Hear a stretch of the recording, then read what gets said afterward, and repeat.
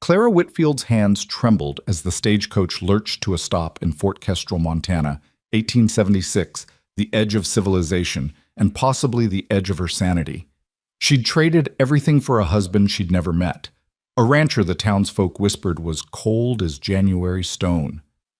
But when Dawson Hale stepped forward, his weathered face softening at the sight of her terror, he didn't bark orders or inspect her like livestock. Instead, he simply said, "Let's get you home before the storm hits. Stay with me until the end and comment what city you're watching from. I want to see how far this story travels." The stagecoach wheels groaned to a halt, kicking up a cloud of Montana dust that coated Clara's already gritty traveling dress.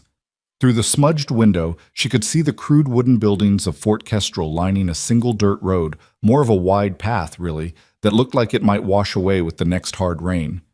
This was it, the place she'd gambled her entire future on. The place where a man she'd never laid eyes on waited to claim her as his bride.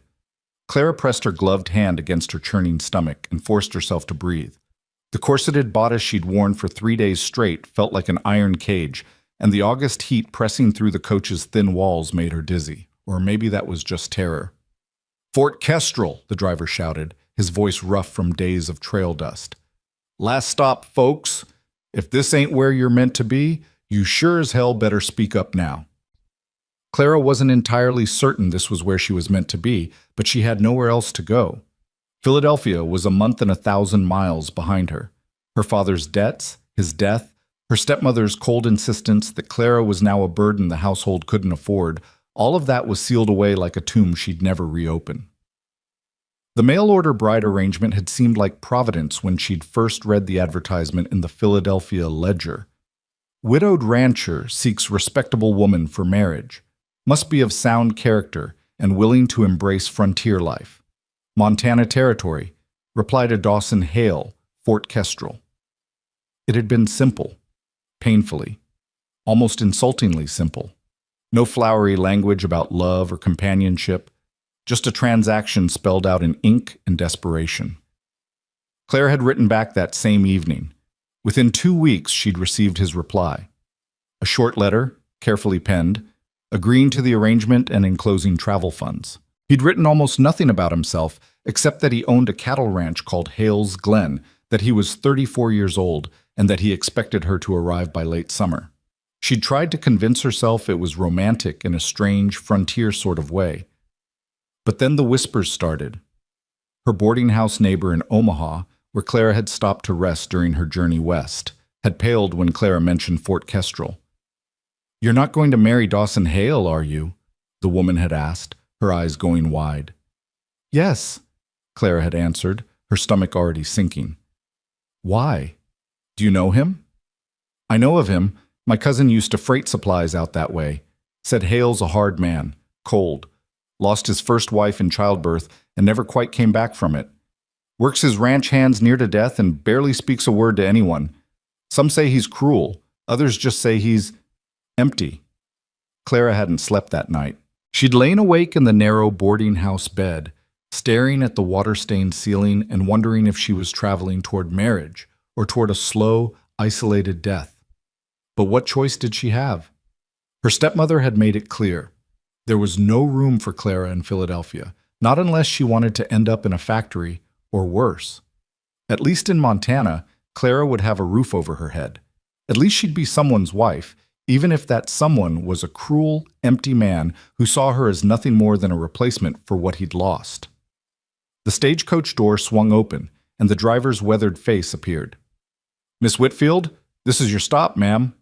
Clara's heart hammered so hard she was certain everyone within 10 feet could hear it. She smoothed her traveling dress, a faded blue cotton that had once been her Sunday best, and reached for the small carpet bag that held everything she owned in this world: 2 extra dresses, undergarments, a Bible her mother had given her before she died, and a single daguerreotype of her parents on their wedding day. "Thank you," she managed, her voice barely above a whisper. The driver helped her down, his grip firm but perfunctory. The moment her boots touched Montana soil, Clara felt the full weight of what she'd done. There was no turning back now, even if she wanted to flee. She had exactly 73 cents to her name and no means of getting anywhere. The street, if you could call it that, was nearly empty in the late afternoon heat. A few rough-looking men loitered outside what appeared to be a saloon, their eyes tracking her with an interest that made her skin crawl. A woman in a faded calico dress swept the boardwalk in front of a general store, pausing to stare at Clara with open curiosity.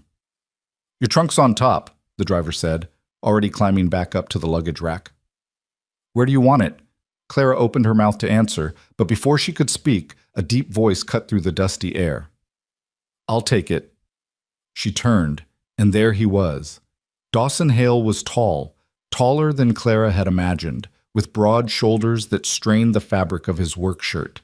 His face was tanned and weathered, carved with lines that spoke of years under the brutal Montana sun.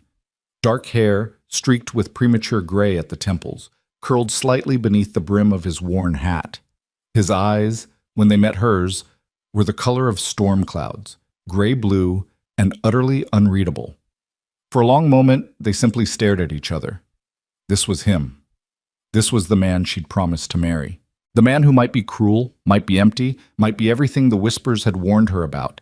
But as Clara searched his face for signs of the harshness she'd been told to expect, she found herself uncertain. Yes, his expression was reserved, almost guarded, but there was something in the way he stood there, hat in his hands now, waiting for her to speak first, that didn't quite match the monster from her fears. "Miss Whitfield?" he said finally, his voice low and careful. "I'm Dawson Hale." Clara's throat had gone dry as old leather. She nodded, not trusting herself to speak. He shifted his weight, clearly uncomfortable. "Your journey? Was it tolerable?"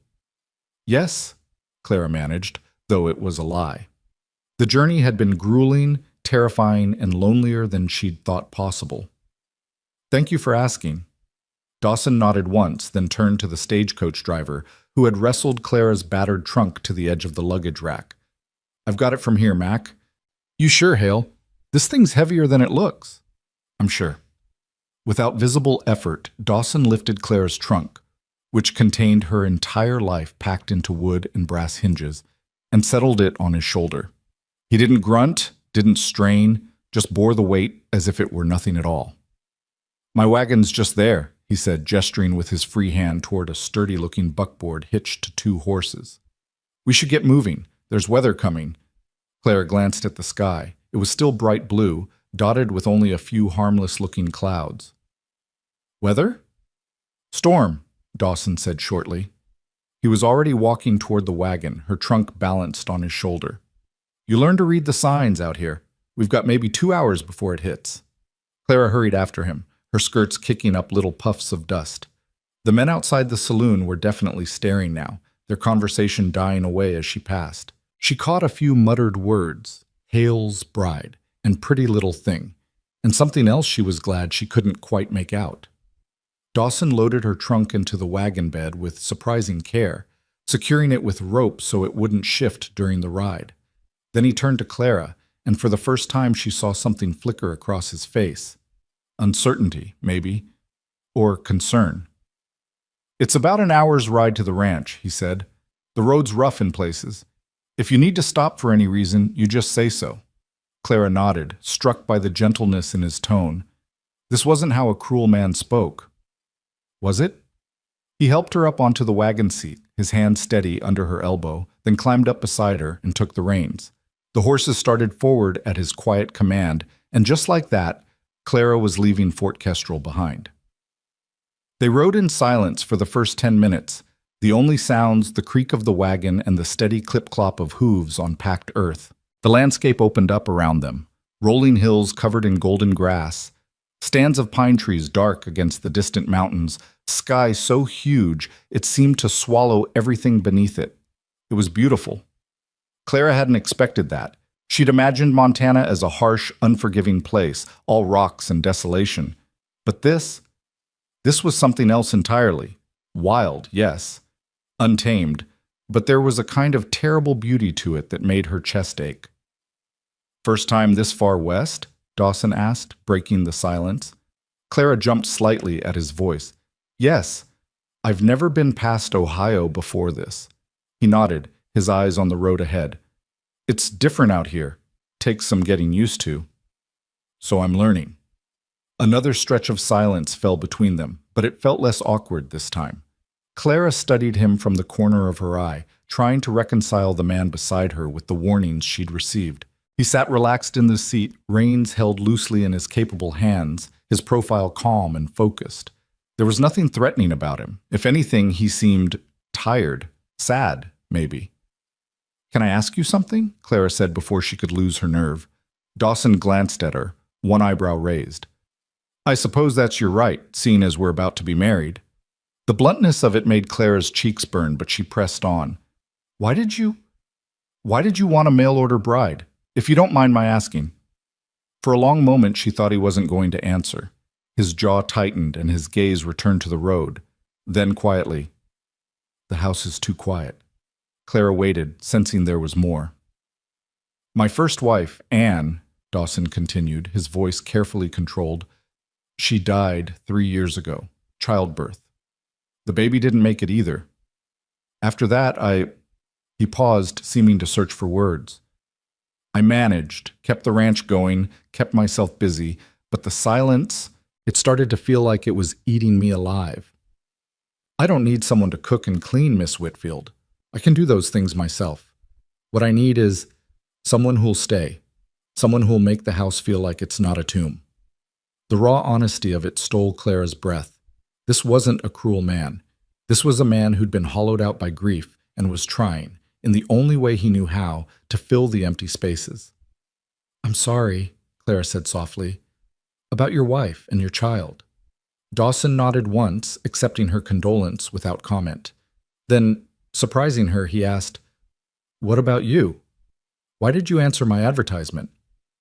Clara's hands twisted in her lap. She should probably lie, or at least soften the truth. But something about Dawson's honesty demanded the same in return. "I didn't have anywhere else to go," she admitted. "My father died 6 months ago, drowning in debts. My stepmother made it clear I was a burden. When I saw your advertisement, it seemed like maybe Providence, a chance to start over." "And you weren't afraid?" Dawson asked, "coming all this way to marry a stranger?" "I was terrified," Clara said, with a shaky laugh. "I still am, if I'm being honest." Dawson was quiet for a moment. Then, "I won't hurt you, Miss Whitfield. I want you to know that. Whatever you might have heard about me in town, and I'm guessing you heard something given how pale you went when you first saw me, I'm not a cruel man. I'm just not good at this, at talking, at being around people. But I won't hurt you." The sincerity in his voice made Clara's eyes sting with unexpected tears. "Thank you," she whispered. "That means more than you know." They rode on, the silence between them now comfortable, almost companionable. The sun had started its descent toward the western mountains, painting the grasslands in shades of amber and gold. And true to Dawson's prediction, dark clouds were beginning to gather on the northern horizon, moving faster than Clara would have thought possible. "That's a storm," Dawson said, nodding toward the clouds. "We'll beat it home, but not by much." "Is your ranch very far?" "Just over that rise." He pointed toward a gentle hill crowned with pine trees. "Hale's Glen. It's not fancy, but it's solid. Good grazing land, fresh water from the creek. I built it up from nothing over the past 10 years. There was pride in his voice, quiet but unmistakable. This land meant something to him. It wasn't just a place to live. It was proof that he'd survived, that he'd built something lasting in this harsh country. As they crested the rise, Clara caught her first glimpse of what would be her new home. Hale's Glen spread across a wide valley, protected on 3 sides by rolling hills thick with pine. A creek glittered in the late afternoon sun, winding through pastures where cattle grazed peacefully. The ranch house itself was larger than Clara had expected, a solid timber structure with a covered porch running along the front, real glass windows, and a stone chimney rising from one end. Nearby stood a barn, corrals, and several smaller outbuildings, all well maintained and sturdy. It was beautiful. Remote, yes. Isolated, certainly, but beautiful in a way that made Clara's breath catch. "That's home," Dawson said simply. Then, with a glance at her face, "What do you think?" "It's lovely," Clara said honestly, "much more than I expected." Something that might have been relief flickered across Dawson's features. "Good. I'm glad. As they descended into the valley, the wind picked up, carrying the scent of rain and pine. The clouds were moving faster now, dark and heavy with the promise of a storm. Dawson urged the horses to a quicker pace, and they rolled into the ranch yard just as the first fat raindrops began to fall. "Go on inside," Dawson said, jumping down from the wagon and reaching up to help Clara down.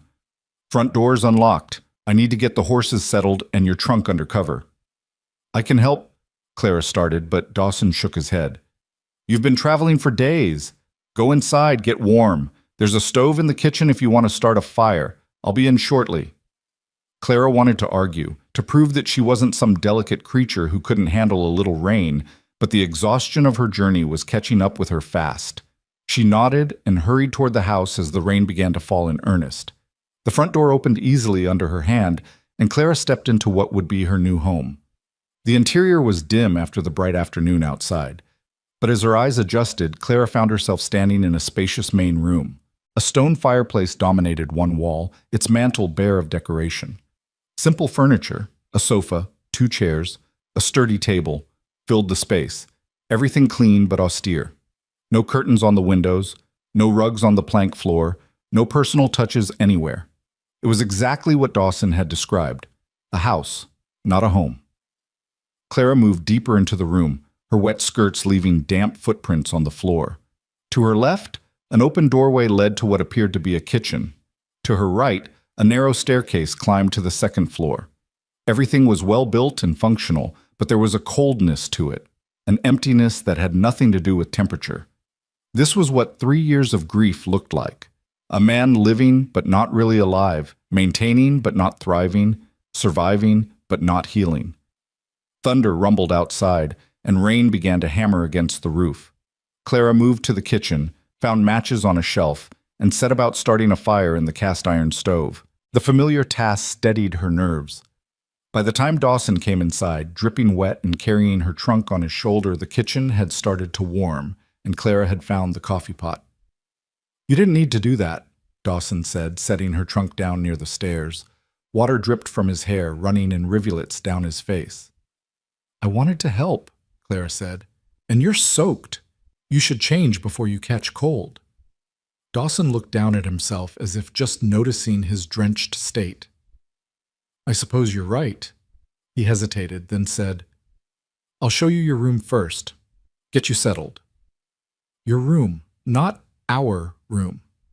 Clara felt a wave of relief so intense it nearly buckled her knees. Whatever else Dawson Hale might be, he wasn't going to force himself on her. Not tonight.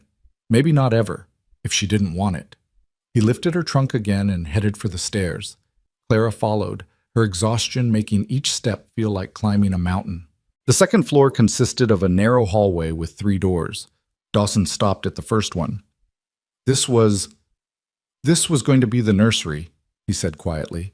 "But I never finished it. It's empty now. The room at the end of the hall is mine. This middle one," he pushed open the door, "is yours, for now. For as long as you need it." The room was small but clean, with a real bed, a wardrobe, a washstand, and a window overlooking the valley. Like the rest of the house, it was bare of any personal touches, but the bed had clean sheets, and someone, Dawson, Clara realized, had placed a vase of wildflowers on the windowsill. That single gesture, so small and thoughtful, made Clara's throat tighten with emotion. "It's perfect," she said. "Thank you." Dawson set her trunk at the foot of the bed, then stood there awkwardly, water still dripping from his clothes. "There's water in the pitcher if you want to wash up. Clean towels in the wardrobe. I'll leave you to rest." But he was backing toward the door when Clara found her voice. "Dawson?" He stopped, turning back. "Yes?" "The flowers," Clara said, gesturing to the windowsill. "Did you pick them?" A flush crept up his neck, visible even in the dim light. I wanted the room to feel welcoming. Anne always said a house needs flowers to feel like a home." Clara's heart clenched. Here was this gruff, grieving man trying so hard to make her feel wanted, to make this house feel like something more than a silent tomb. How could anyone think him cruel? "They're beautiful," Clara said softly. "Thank you." Dawson nodded once, then retreated, pulling the door shut behind him with a quiet click. Alone for the first time in days, Clara sank onto the edge of the bed and let out a long, shaky breath. Outside, the storm raged, wind howling around the corners of the house and rain hammering the roof like a drumbeat. But inside, in this small room with its wildflowers and clean sheets, Clara felt something she hadn't felt in months. Safe. She didn't know what the future held. Didn't know if she and Dawson would ever truly be husband and wife in more than name. Didn't know if she could make a life here in this vast, lonely country. But for the first time since she'd stepped onto that stagecoach in Philadelphia, Clara thought maybe, just maybe, she hadn't made a terrible mistake after all. Maybe Providence had led her here for a reason. Maybe this quiet, grieving man with his empty house and his wildflowers was exactly where she was supposed to be. The storm raged on through the night, but Clara barely heard it. Exhausted beyond measure, she changed into her nightgown, crawled beneath the clean quilts, and fell into the deepest sleep she'd had in months. When she woke the next morning to pale sunlight streaming through her window and the smell of coffee drifting up from the kitchen, Clara Whitfield knew one thing for certain. Her new life had begun, and whatever came next, she would face it with courage. Even if that courage sometimes looked a lot like desperate hope. But hope, Clara was learning, was its own kind of strength. And in this wild Montana country, with a man who spoke softly and picked wildflowers for a stranger's room, hope might just be enough. The morning sun had burned away the last traces of storm clouds by the time Clara descended the stairs, her hair hastily pinned and her second-best dress smoothed as neatly as exhaustion would allow. The house was quiet, almost eerily so, and for a moment Clara wondered if Dawson had already left for the day's work. But then she heard the soft clink of a cup being set down, and she found him in the kitchen, standing by the stove with a coffee pot in hand. He'd changed into dry clothes, dark trousers, a simple cotton shirt with the sleeves rolled to his elbows, and his hair was still damp from what must have been a quick wash. When he heard her footsteps, he turned, and something flickered across his face. Surprise, maybe, or uncertainty. "Morning," he said. "I wasn't sure what time you'd wake. There's coffee, and I can make breakfast if you're hungry." Clara blinked, momentarily thrown by the offer. "You cook?" A ghost of a smile touched Dawson's mouth. 3 years of living alone teaches a man a few things. I won't claim it's fancy, but it's edible. "I can cook," Clara said quickly, moving toward the stove. "Please, let me. It's the least I can do after—" "Miss Whitfield." Dawson's voice was gentle but firm. He set the coffee pot down and turned to face her fully. "I didn't bring you here to be my cook and housekeeper.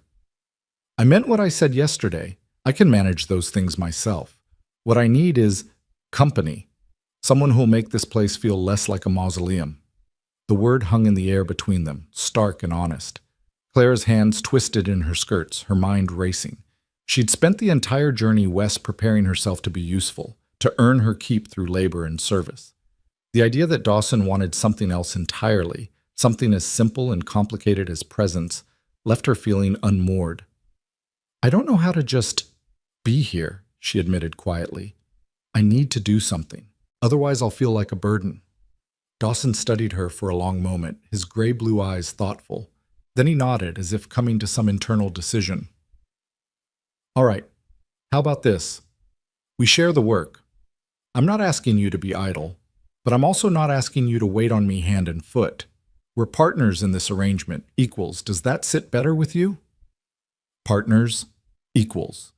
The words were so foreign to everything Clara had been taught about marriage that she almost laughed, but Dawson's expression was completely serious, even earnest. "Yes," Clara said, "that sits better." "Good." Dawson handed her a cup of coffee, their fingers brushing briefly in the exchange. "Then let's start with breakfast. I'll slice the bacon if you'll handle the eggs and biscuits." They worked together in the small kitchen, moving around each other with the awkwardness of strangers learning a new dance. Clara found the flour and lard, mixed biscuit dough with practiced efficiency, and set them to bake while Dawson fried bacon in a cast-iron skillet. The domestic normalcy of it was surreal. Here she was, in the Montana wilderness, making breakfast with a man she'd known for less than 12 hours, a man she was supposed to marry. "When did you want to—" Clara trailed off. not quite sure how to phrase the question. That is, when should we... The ceremony? Get married? Dawson finished for her. He flipped a strip of bacon, not looking at her. I thought we'd give it a week or so. Let you settle in, get your bearings, judge whether you want to go through with it. Clara's hand stilled over the egg she'd been cracking. You'd let me back out? If you wanted to, yes. Dawson's voice was quiet but steady. I won't trap you here, Miss Whitfield. If you decide this isn't the life you want, I'll pay your passage back east. No questions asked. The offer should have been reassuring. Instead, it made Clara's chest ache with an emotion she couldn't quite name.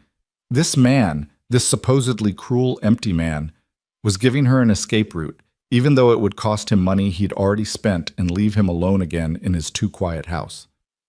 That's very generous, Clara said softly, but I don't think I'll need it.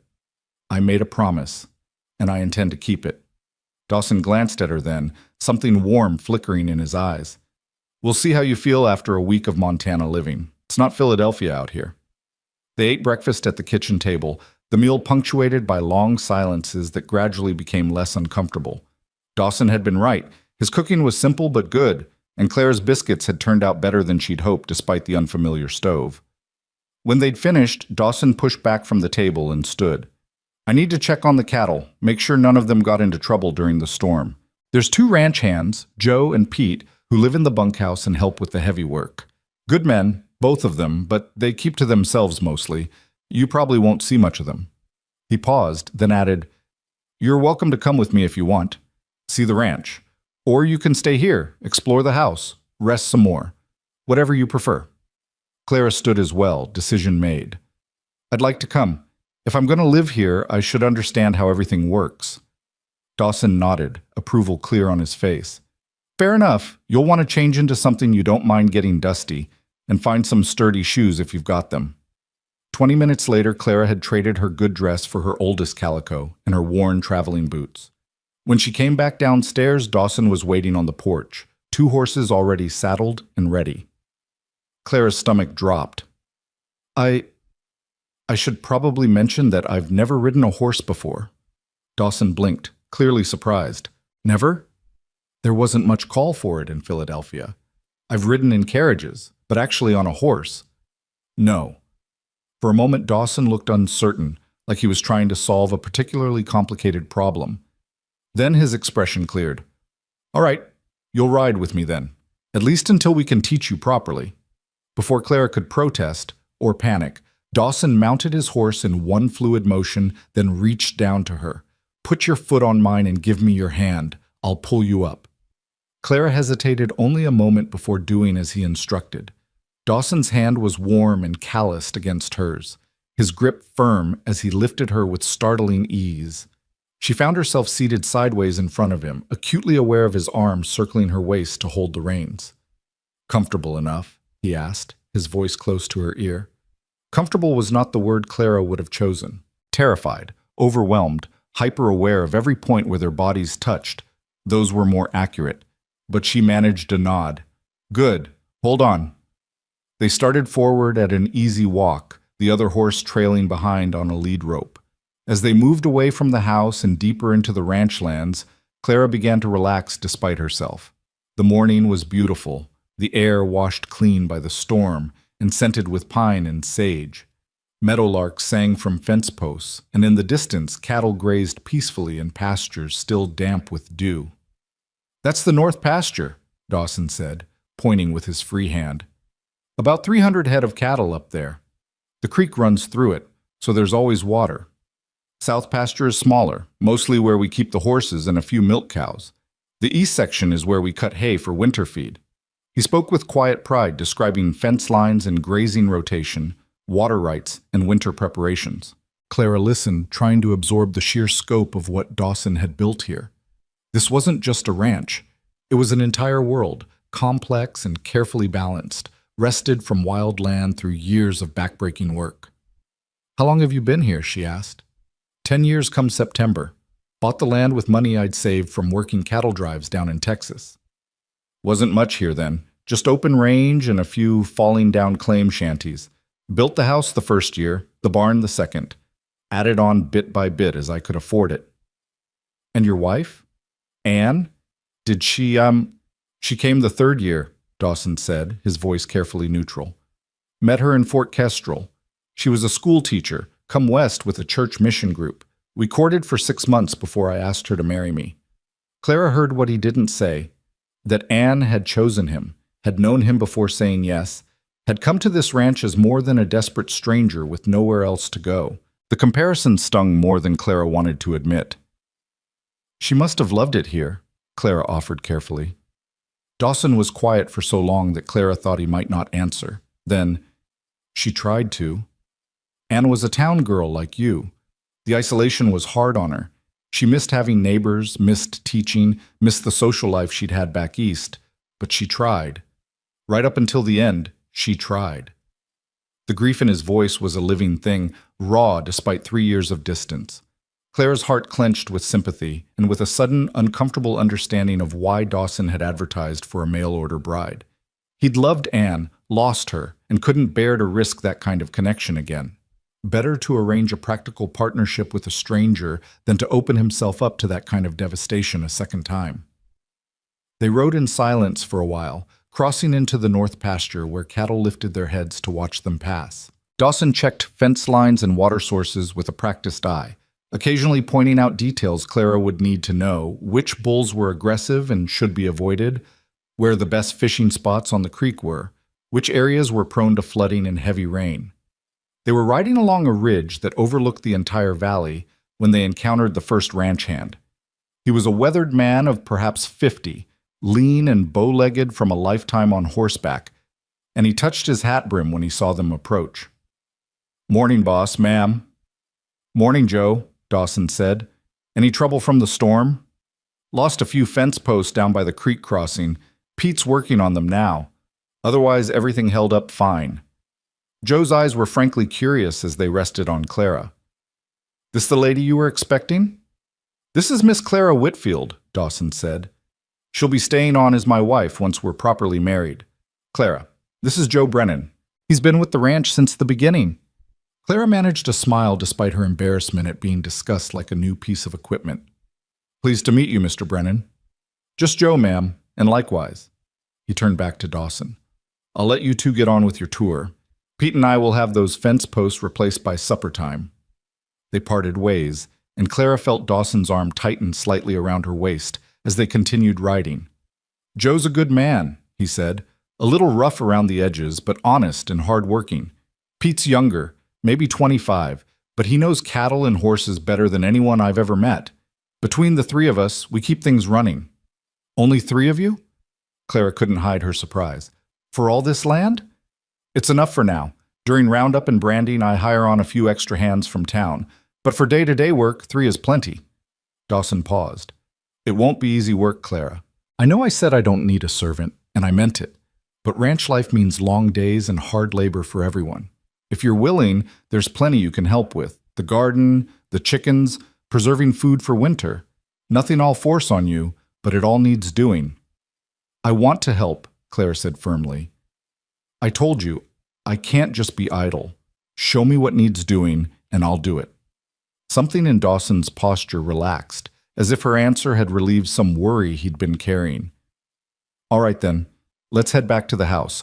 I'll show you the garden and the chicken coop, see what you think."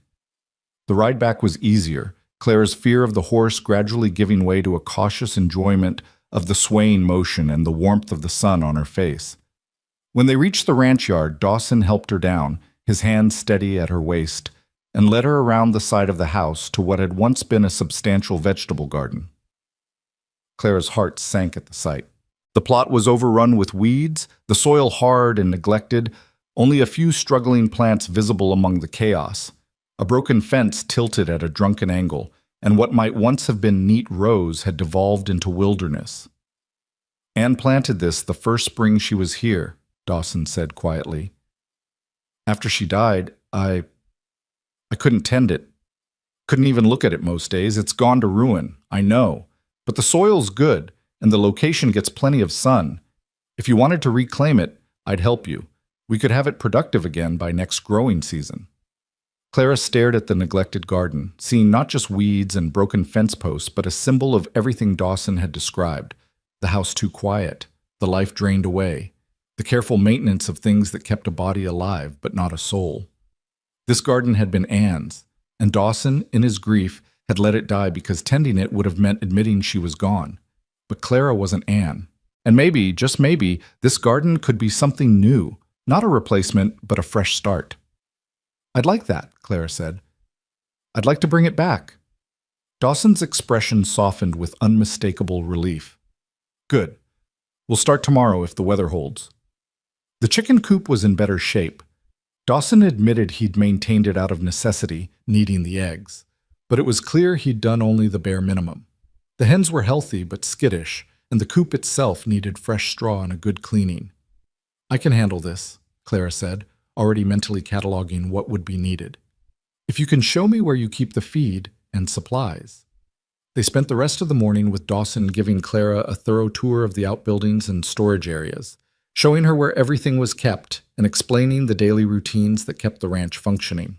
By the time they returned to the house for the midday meal, Claire's head was swimming with information, but she felt more settled than she had since leaving Philadelphia. This was real. This was a life she could build, piece by piece, row by row, in a reclaimed garden. Over the next week, Clara threw herself into learning the rhythms of Hale's Glen. She rose with the sun, helped Dawson with breakfast, then spent her days tackling the chicken coop, beginning the slow process of clearing the garden, and familiarizing herself with the house itself. In the evenings, after the work was done and supper cleared away, she and Dawson would sit on the porch, watching the sun paint the mountains gold and pink. Those evening conversations became the foundation of something Clara hadn't expected: friendship. Dawson, she discovered, was not naturally talkative, but when he did speak, it was worth listening to. He told her about the land, about the cattle, about the harsh Montana winters and the brief blazing summers. He spoke carefully of Anne, sharing small memories that helped Clara understand the woman who'd lived here before her. And slowly, hesitantly, he began to ask Clara about her own life, about Philadelphia, about her parents, about the circumstances that had driven her west. "My father was a good man," Clara said one evening, her voice soft in the gathering dusk. "But he was terrible with money. He invested in a shipping venture that failed, then tried to recoup the losses with a series of increasingly desperate business schemes. When he died, we found out he'd mortgaged everything, even things that didn't belong to him. My stepmother, his second wife, decided the quickest solution was to marry me off to one of her nephew's friends, a man 3 times my age with a reputation for cruelty to his servants." Dawson's hands tightened on the porch railing. "So you ran." "So I found your advertisement and chose a different unknown," Clara said. "At least here, I'm choosing my own fate." "And is it what you expected?" Dawson asked. "This life?" Clara considered the question seriously. Was it what she'd expected? No, she'd expected harshness, cruelty, a cold transaction. What she'd found instead was a lonely man trying to heal, a beautiful valley that felt like the edge of the world, and work that left her exhausted but strangely satisfied. "It's better," she said finally. "Different, but better." Dawson turned to look at her, his expression unreadable in the fading light. "I'm glad. I worried I'd be disappointing you, that the reality wouldn't match whatever you'd imagined." "I think we both worried about that," Clara admitted. "I was terrified you'd be the monster the rumors suggested." "What rumors?" Dawson's voice had gone carefully neutral. Clara hesitated, then decided honesty was better than evasion.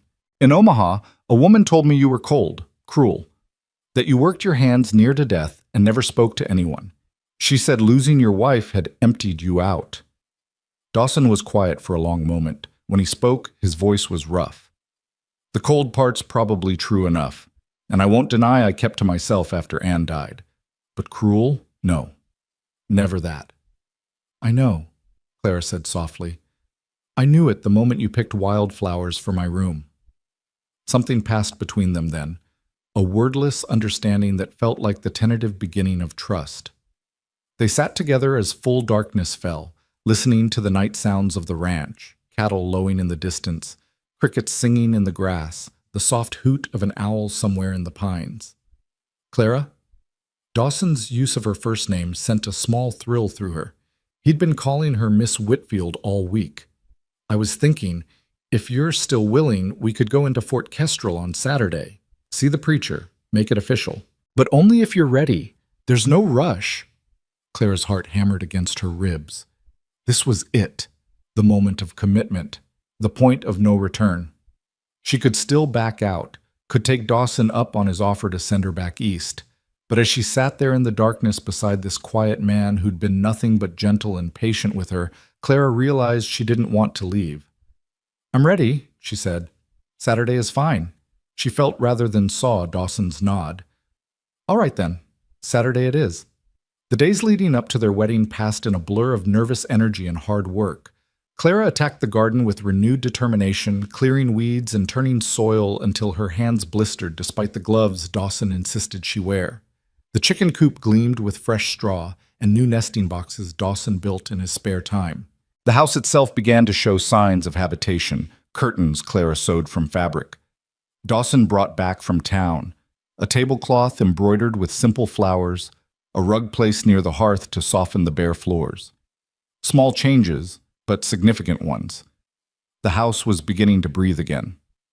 On Friday evening, Clara was in the kitchen kneading bread dough when Dawson came in from the barn, his expression troubled. Everything all right? Clara asked, wiping flour from her hands.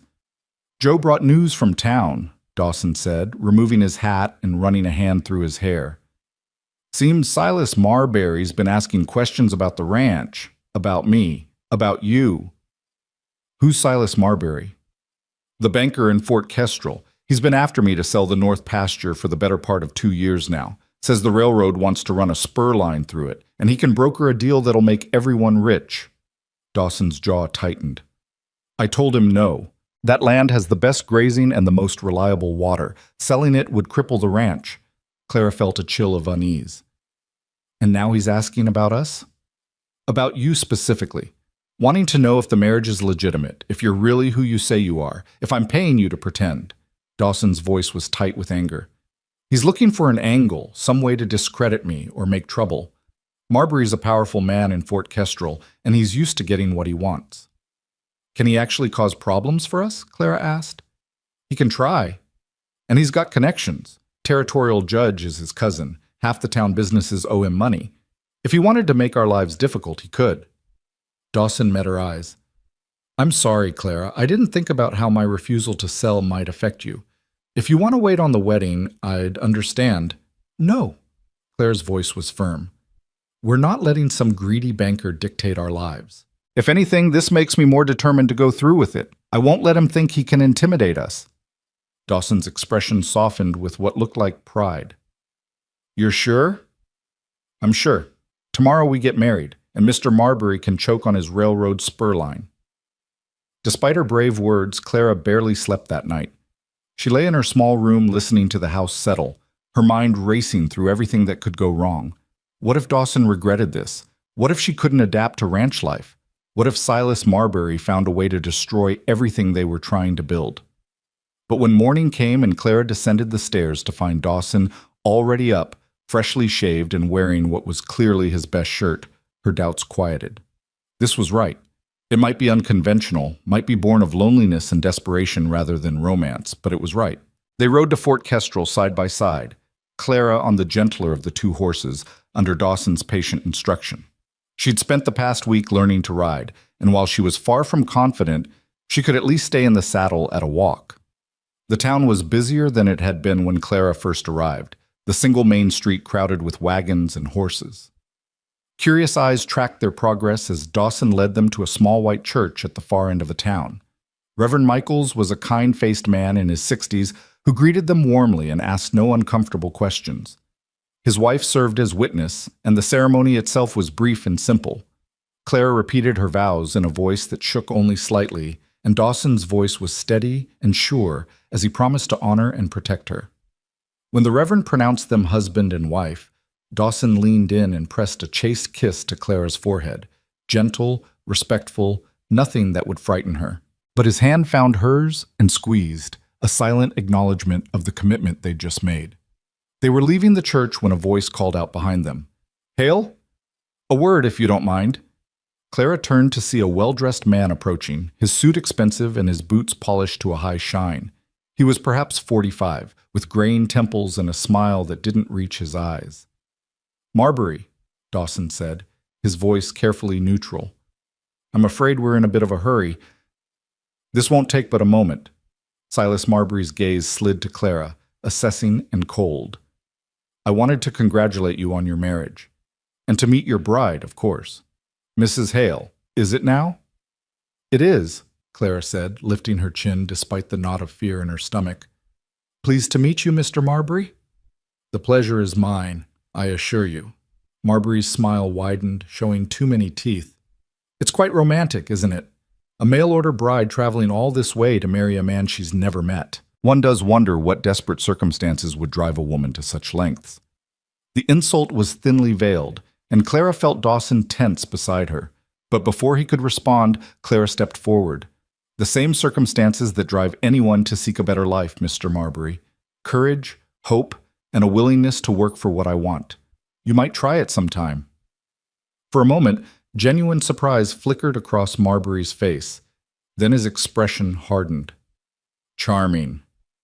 Hale, when you tire of playing house, my offer still stands. The railroad is coming whether you like it or not. You can either profit from it or be crushed by it. Then I suppose I'll be crushed, Dawson said quietly, because that land's not for sale. Not to you, not to the railroad, not to anyone. Marbury's eyes went cold as winter stone. We'll see about that.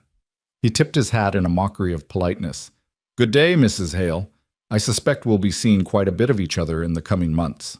He walked away, leaving a trail of unease in his wake. I'm sorry, Dawson said as they mounted their horses. That's exactly the kind of scene I'd hoped to avoid on your wedding day. Don't apologize, Clara said. You did nothing wrong, and neither did I. That man is a bully, and bullies need to be stood up to. Dawson looked at her with open admiration. You handled him better than I ever have. He's used to people backing down. Then it's past time someone didn't. Clara gathered her reins, surprised by her own boldness. A week ago, she would have been terrified to speak that way to a powerful man. But something about this place, about Dawson's quiet strength and the life they were building together, was changing her, making her braver. They rode home through the golden afternoon, and when they crested the final hill and saw Hale's Glen spread out below them, Clara felt a fierce surge of possession. This was hers now. Her home, her land, her life. And she'd be damned if she let Silas Marbury or anyone else take it away. That night, after a quiet wedding supper and evening chores, Clara and Dawson stood together on the porch, watching the stars emerge. Are you happy? Dawson asked suddenly. With how things turned out? Clara considered the question. Was she happy? It was too soon to say, but she was content and more hopeful than she'd been in months, and that was enough for now. I am, she said. Are you? Yes, Dawson said simply. Then, after a pause, your room is still yours, Clara. I won't ask you to. He trailed off, clearly struggling with the words. Clara felt her face heat.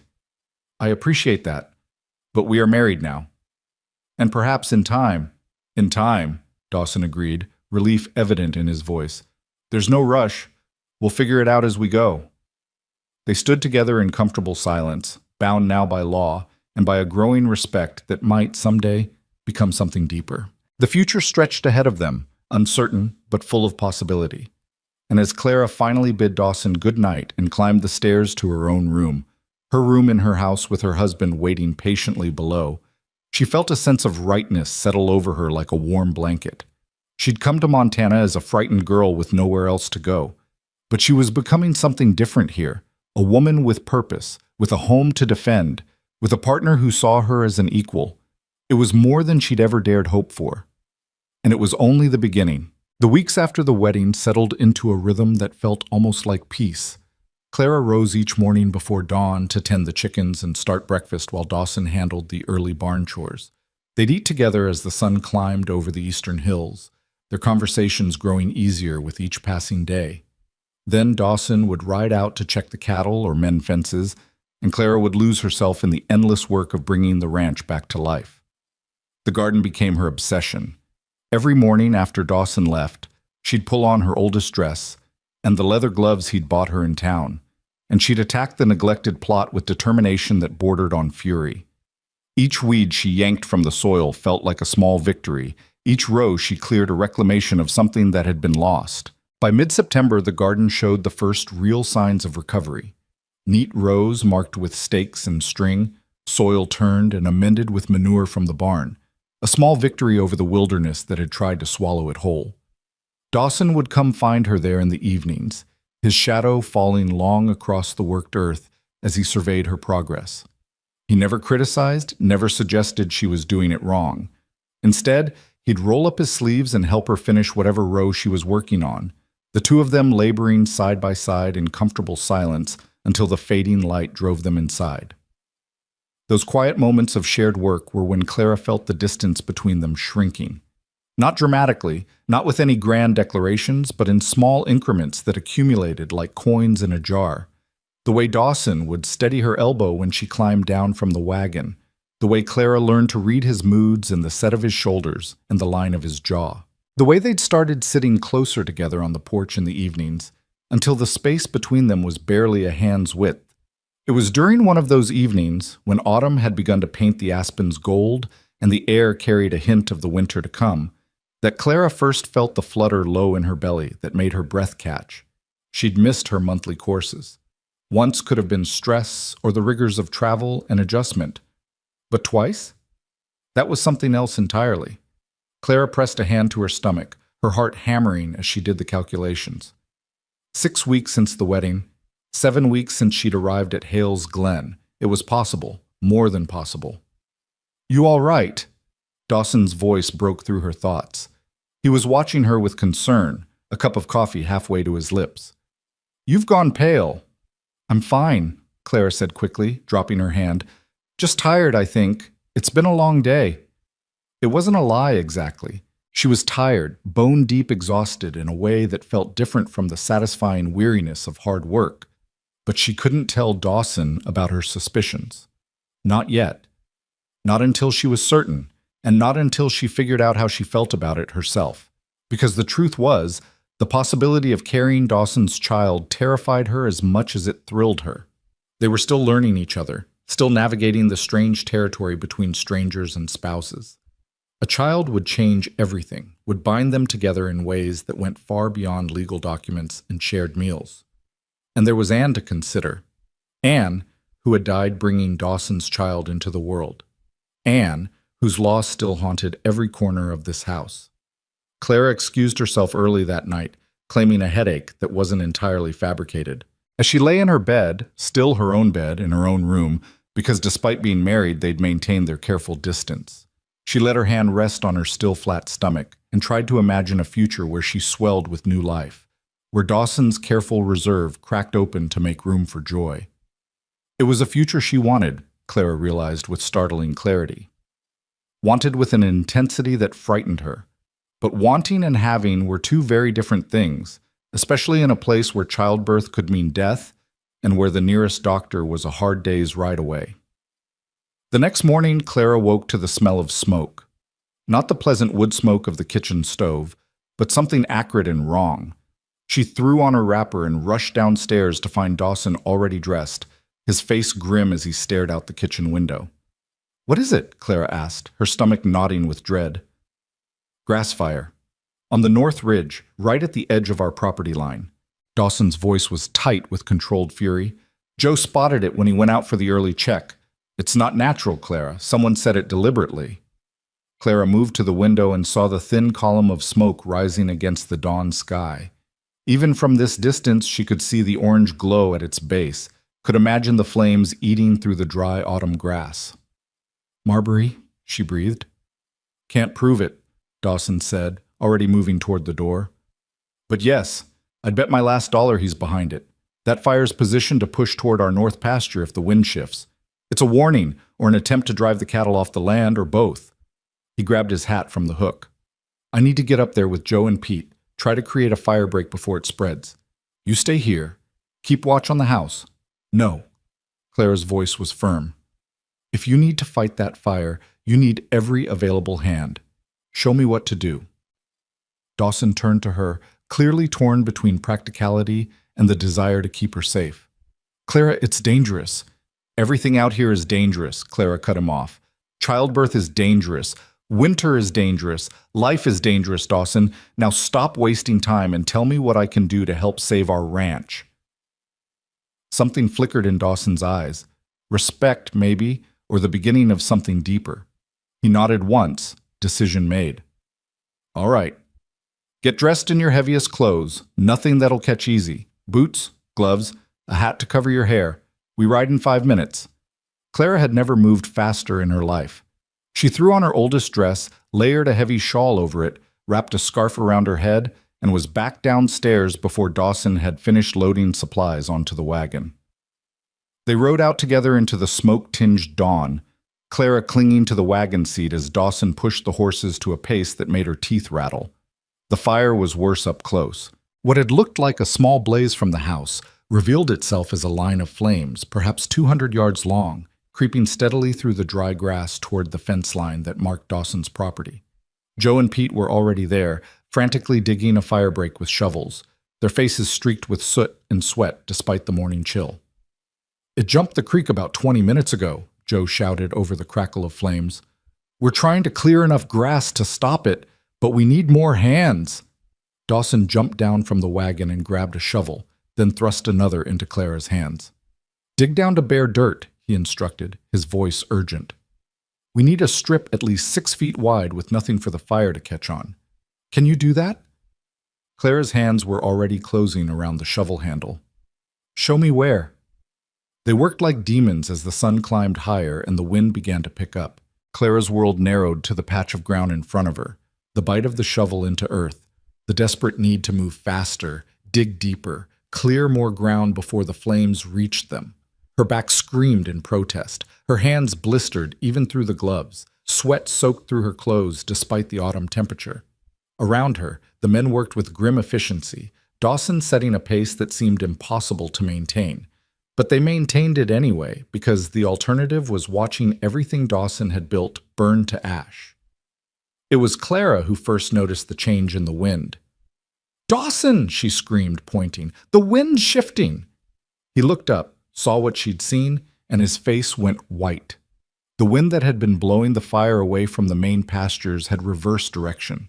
In minutes, maybe less, those flames would be racing straight toward 300 head of cattle and the creek that was their only water source.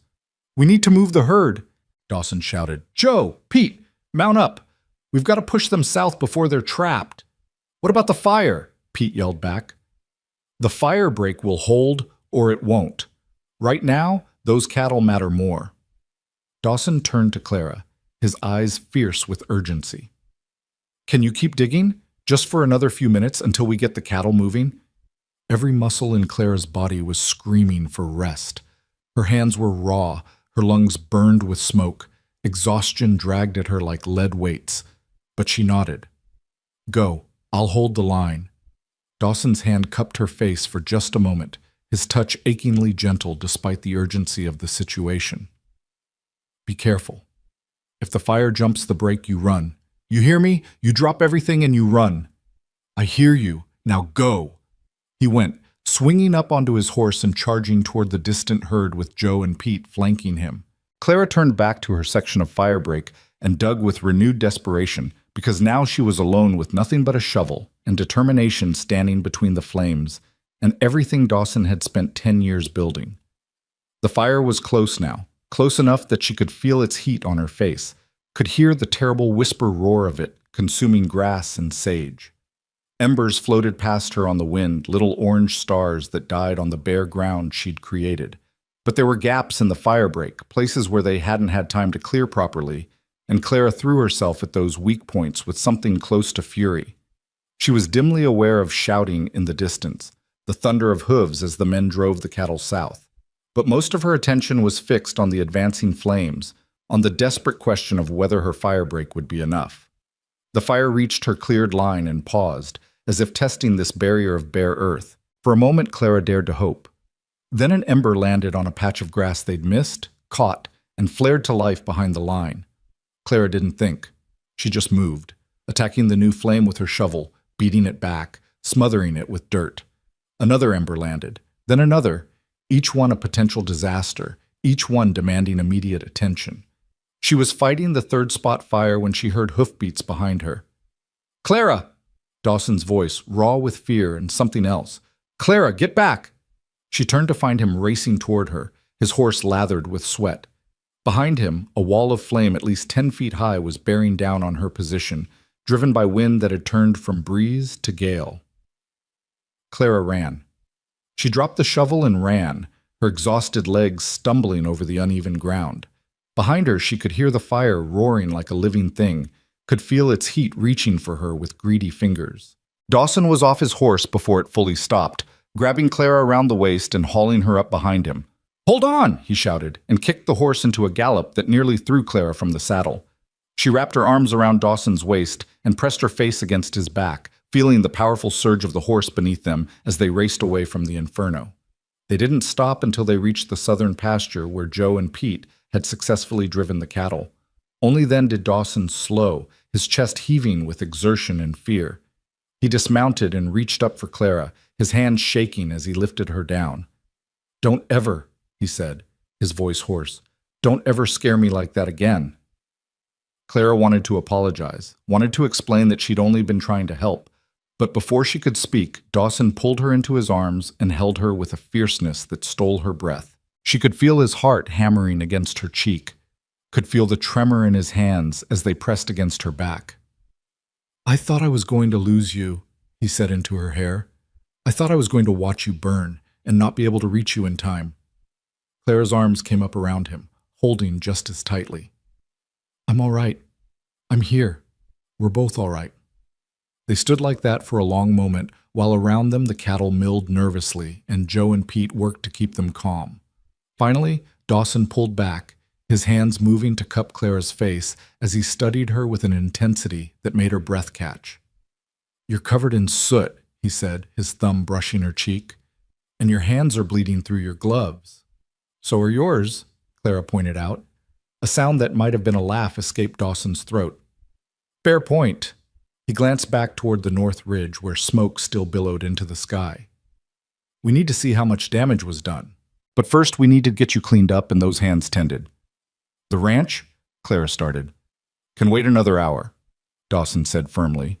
"You're more important." The simple declaration sent warmth flooding through Clara's chest. She was important. Not just useful, not just convenient, but important. To this man, to this life they were building together. They rode back to the house double on Dawson's horse, Clara's arms around his waist, and her cheek resting against his back.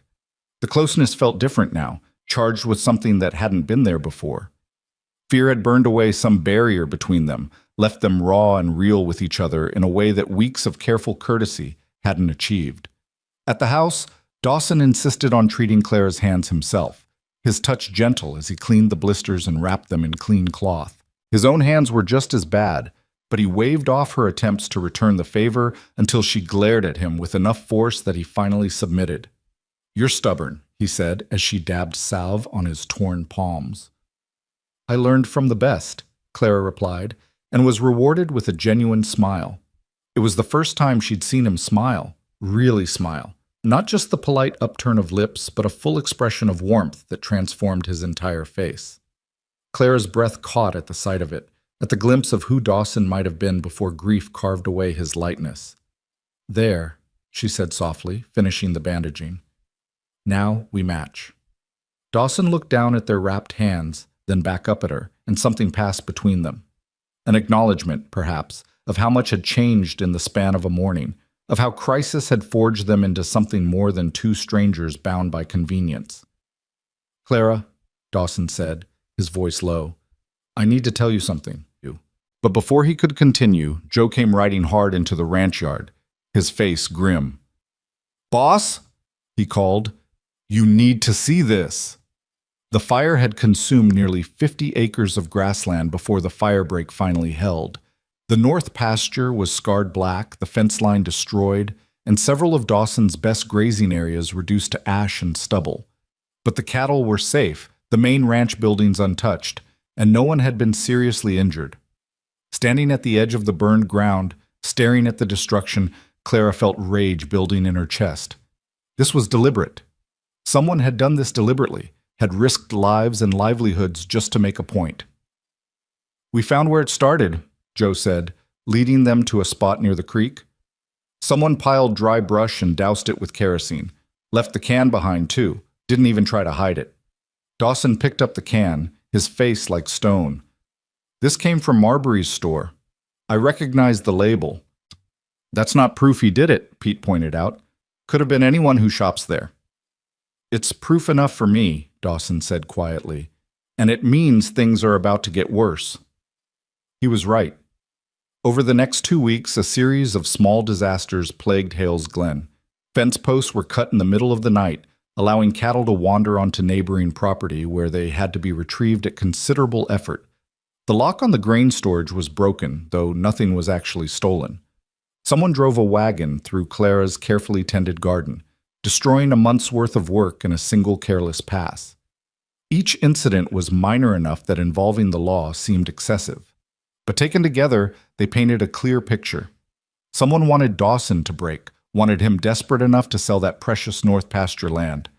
Clara watched Dawson grow quieter and grimmer with each new attack. He doubled the watch on the property, riding out at odd hours to check on things himself.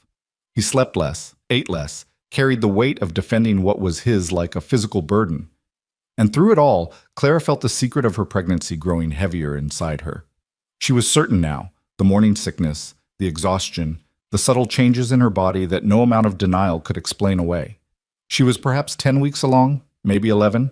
Soon it would start to show, and she'd have to tell Dawson. But how could she add that burden to everything else he was carrying? How could she ask him to face the terror of childbirth again when he was already fighting to save his ranch?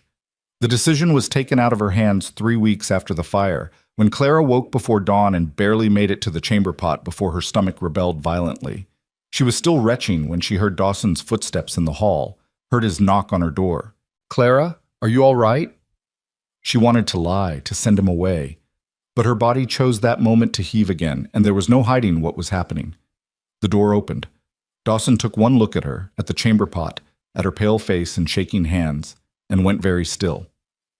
"How long?" he asked quietly. Clara wiped her mouth with a trembling hand. "I've suspected for a few weeks. I've been certain for about 10 days. Dawson moved to sit on the edge of her bed, his face unreadable. "Why didn't you tell me?" "Because you have enough to worry about," Clara said, her voice barely above a whisper. "Because I didn't want to add this to everything else. Because I was afraid." "Afraid of what?" Dawson's voice was gentle now, concerned. "Afraid you'd be terrified," Clara admitted. "Afraid you'd see me and think of Anne. Afraid this would be the thing that finally broke you." Dawson was quiet for a long moment. Then he reached out and took Clara's hand, mindful of her healing blisters. "I won't lie to you. The thought of going through childbirth again scares me more than anything else in this world. When Anne died, when I lost both of them, I thought I'd never survive that kind of pain again." Clara's heart clenched, tears stinging her eyes. "But," Dawson continued, his thumb stroking the back of her hand, "this is different. You're different.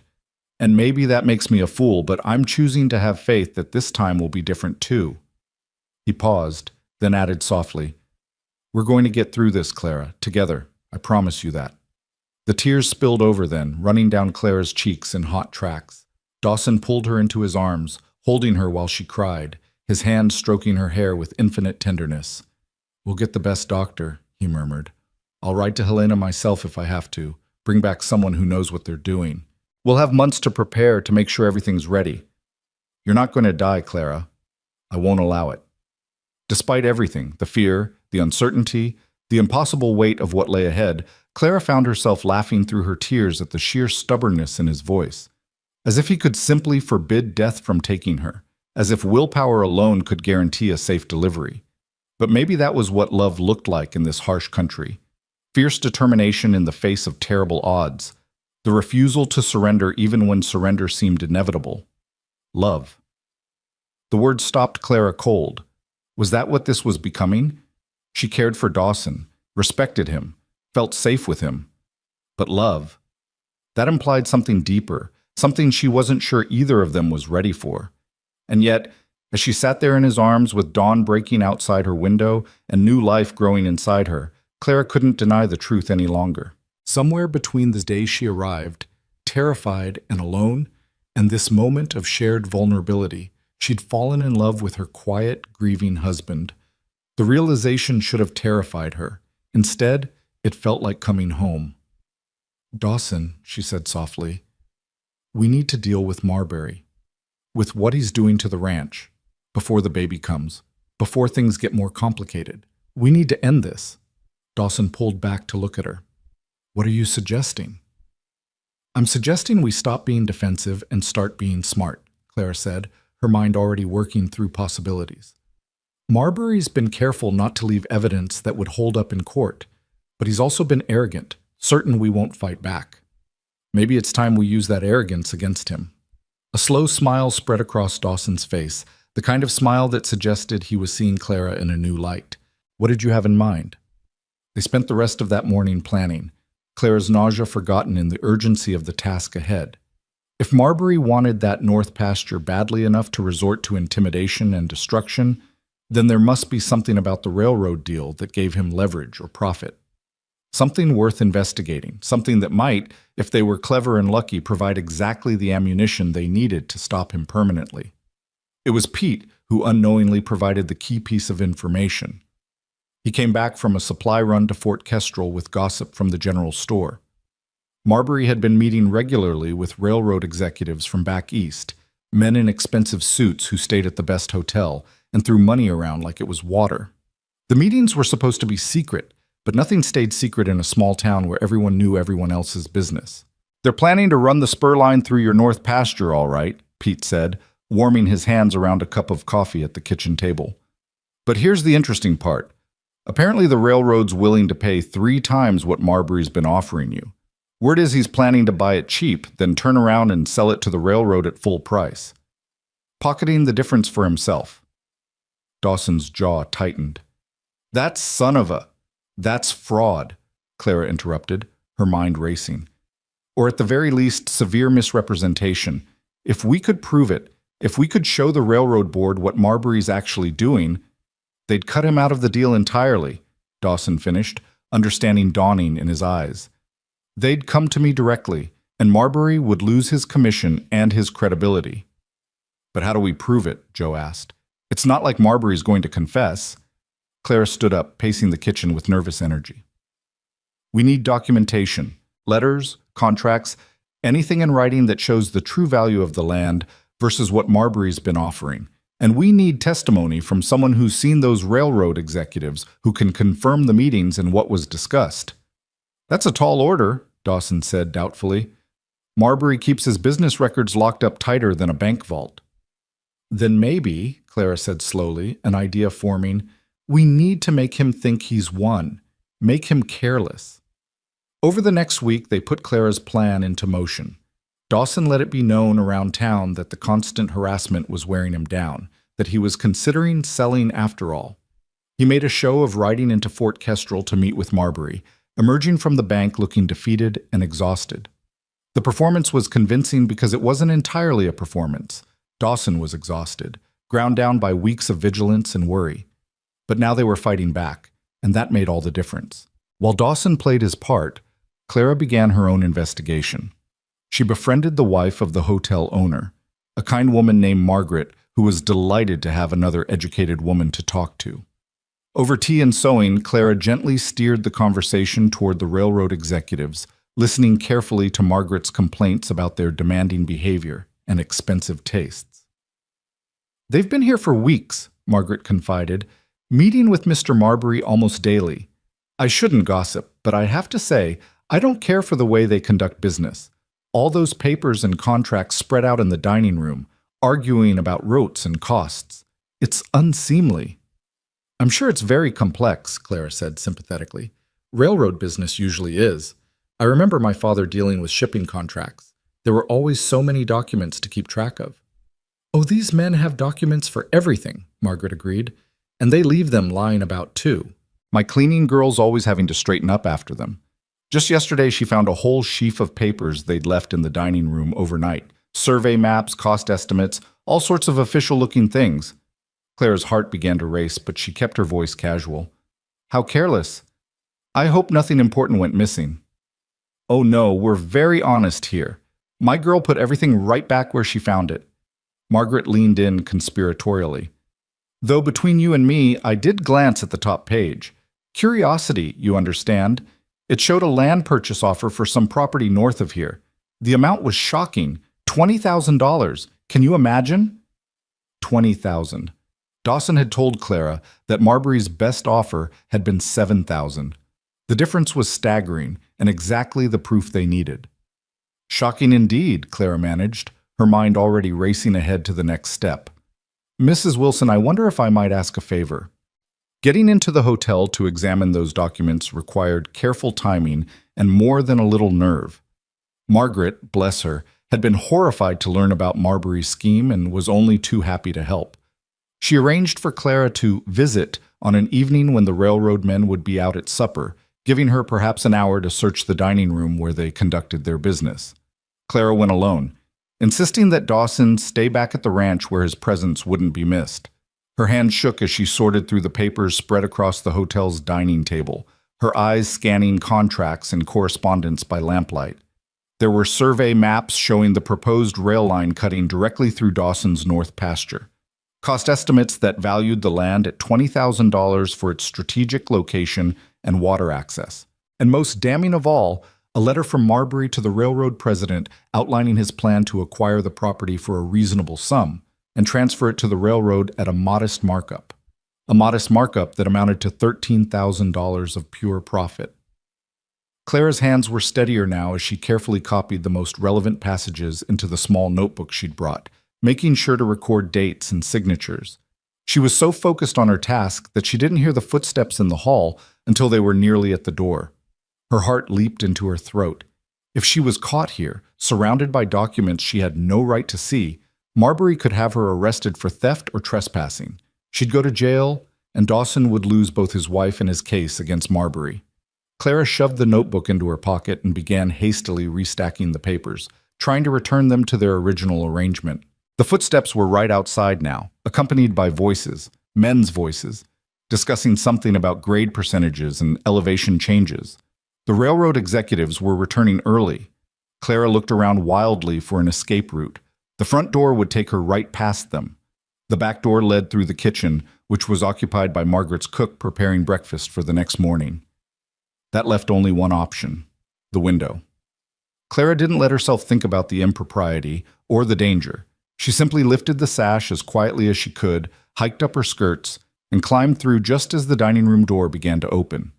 She dropped to the ground outside, landing hard enough to jar her teeth, and pressed herself flat against the building's exterior wall. Through the window she'd just escaped from, she could hear the railroad men entering the room, their voices carrying clearly in the evening air. "Marbury's getting nervous," one of them said. "He thinks Hale might not sell after all." "Then Marbury needs to apply more pressure," another voice replied, cold and businesslike. "We've invested too much in this route to let one stubborn rancher derail everything.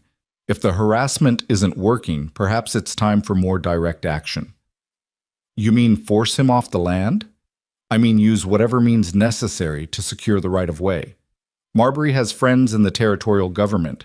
A few well-placed words about disputed land claims or unpaid taxes, and Hale could find himself facing legal trouble he can't afford to fight."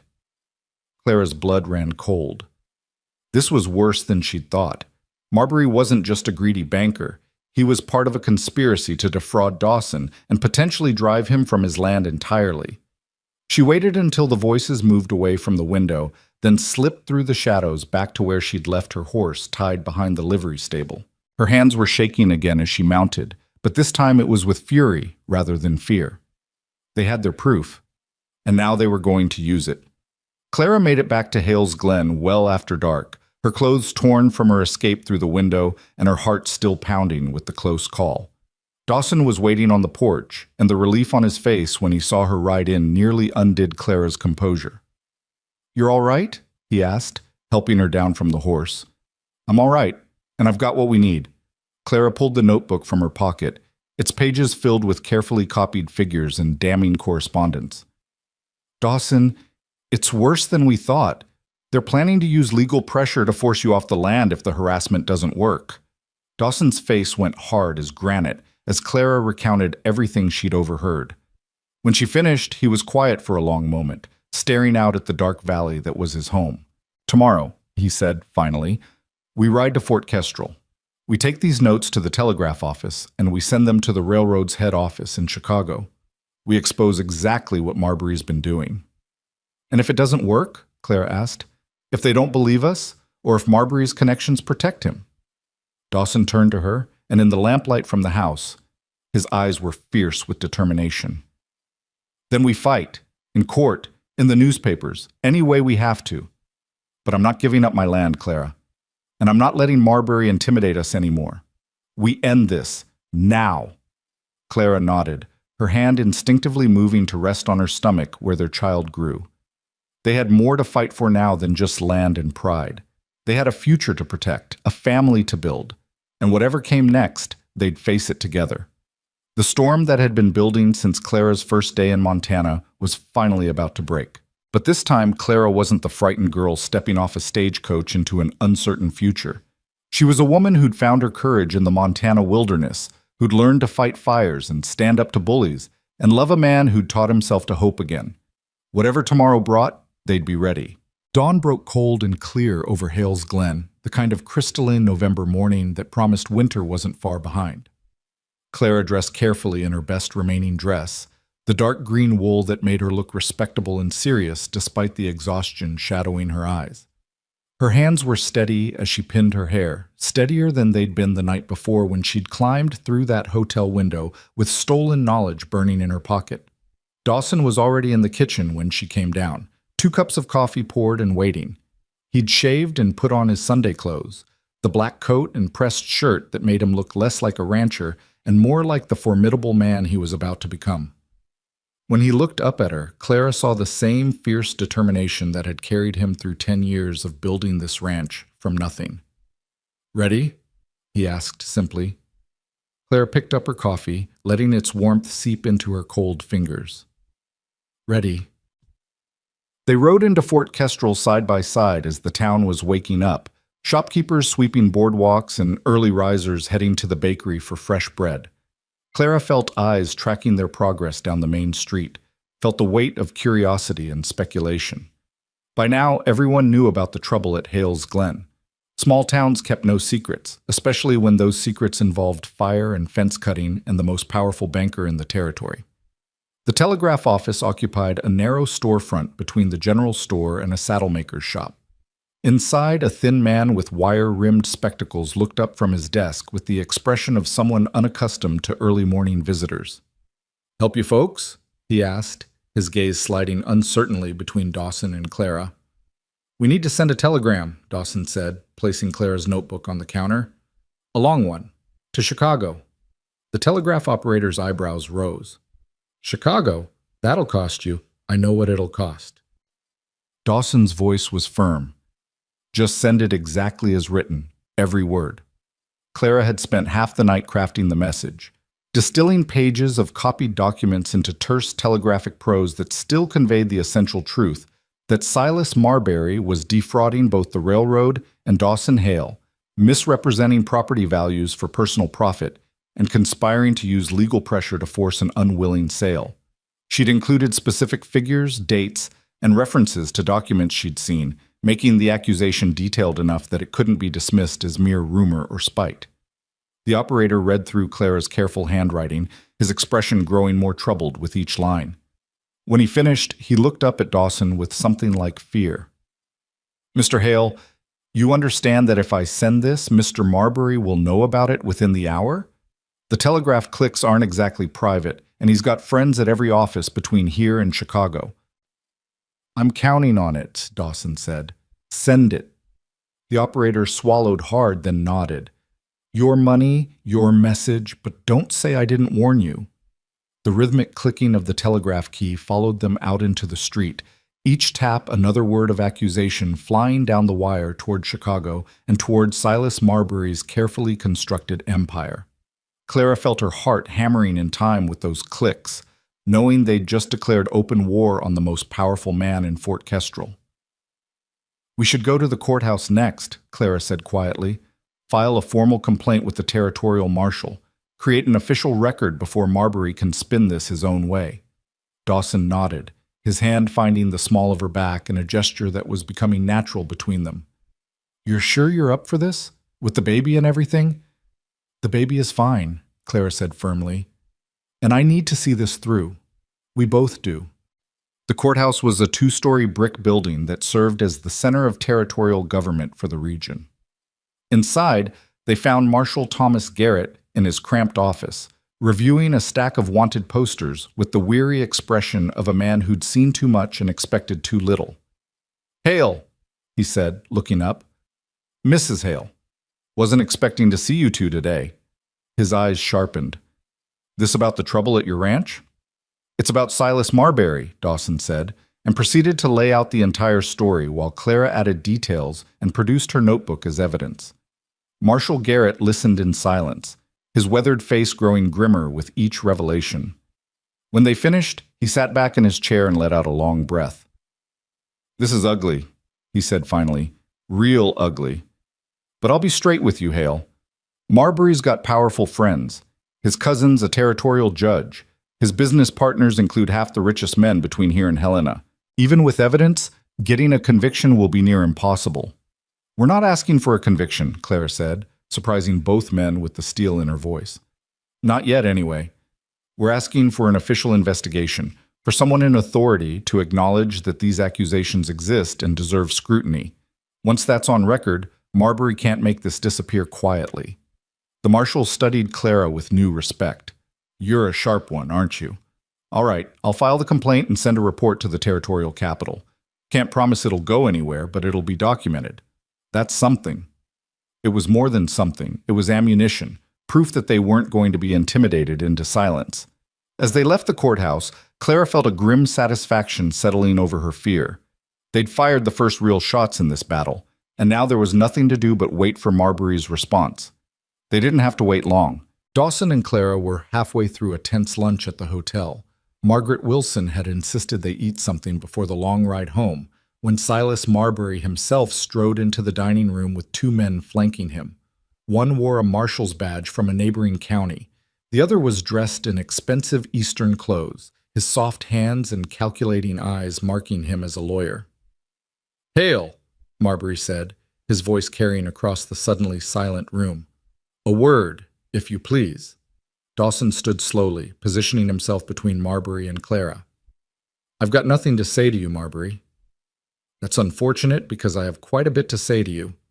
Marbury's smile was cold as January ice. I've just come from the telegraph office, where I learned you've sent some rather inflammatory accusations about me to parties in Chicago. Accusations that are not only false but legally actionable as slander and defamation. Not slander if it's true, Clara said, rising to stand beside Dawson. And we have documentation to prove every word. Marbury's gaze slid to her, and Clara saw naked contempt in his eyes. Documentation? You mean the notes you illegally copied while trespassing in a private dining room? That's theft, Mrs. Hale. And breaking and entering. Serious crimes, particularly for a woman in your delicate condition. Clara's hand instinctively moved to her stomach before she could stop herself. The gesture was small but telling, and Marbury's smile widened. Oh yes, I know about the baby. Small towns and their gossip, you understand. It would be a shame if you were arrested and had to spend your pregnancy in the territorial jail. Such poor conditions, such inadequate medical care. Why, a woman could lose a child under those circumstances. Or worse. Dawson moved before Clara could react, crossing the space between them in 2 strides and grabbing Marbury by the collar.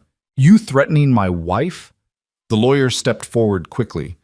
Mr. Hale, I'd advise you to release Mr. Marbury immediately.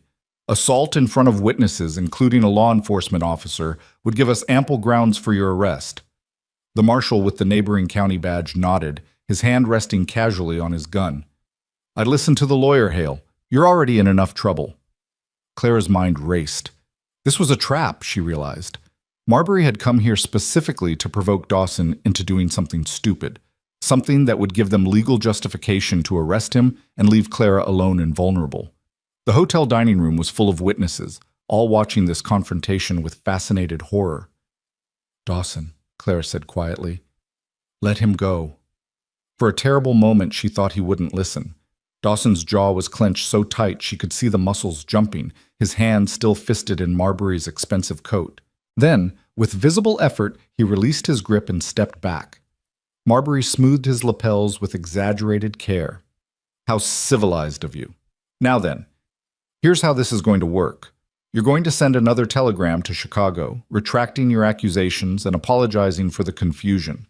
You're going to sign a contract selling me the North Pasture at my original offer, $7,000, I believe. And in exchange, I'll refrain from pressing charges against your wife for theft and trespassing." "And if we refuse?" Dawson asked, though Clara could hear the defeat creeping into his voice. "Then Mrs. Hale spends the night in jail," Marbury said pleasantly. "And given her condition and the stress of incarceration, well, these things have a way of working themselves out. Nature can be cruel to expectant mothers, especially those under duress." The threat was clear, and Clara felt ice settle in her veins. Marbury was threatening not just her freedom, but her unborn child, counting on Dawson's fear of losing another wife and another baby to force his capitulation. "You bastard," Dawson breathed. "I'm a businessman," Marbury corrected, "and I'm offering you a reasonable deal. Your land for your wife's freedom and safety. Surely that's not too high a price." Clara looked around the dining room at the assembled witnesses, at Margaret Wilson's horrified face and the other diners' averted eyes. No one was going to help them. No one was going to stand up to Marbury's power and influence. They were alone in this, trapped between impossible choices. Or were they? An idea struck Clara with the force of revelation. It was risky, possibly insane, but it was the only weapon they had left. The truth, spoken publicly where it couldn't be suppressed or ignored.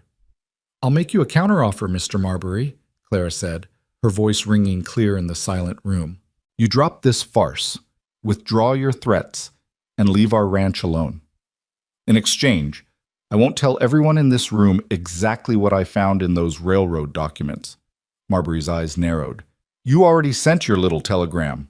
Whatever lies you want to spread have already been spread." "Oh, I'm not talking about the railroad," Clara said, watching him carefully. "I'm talking about the other papers I found.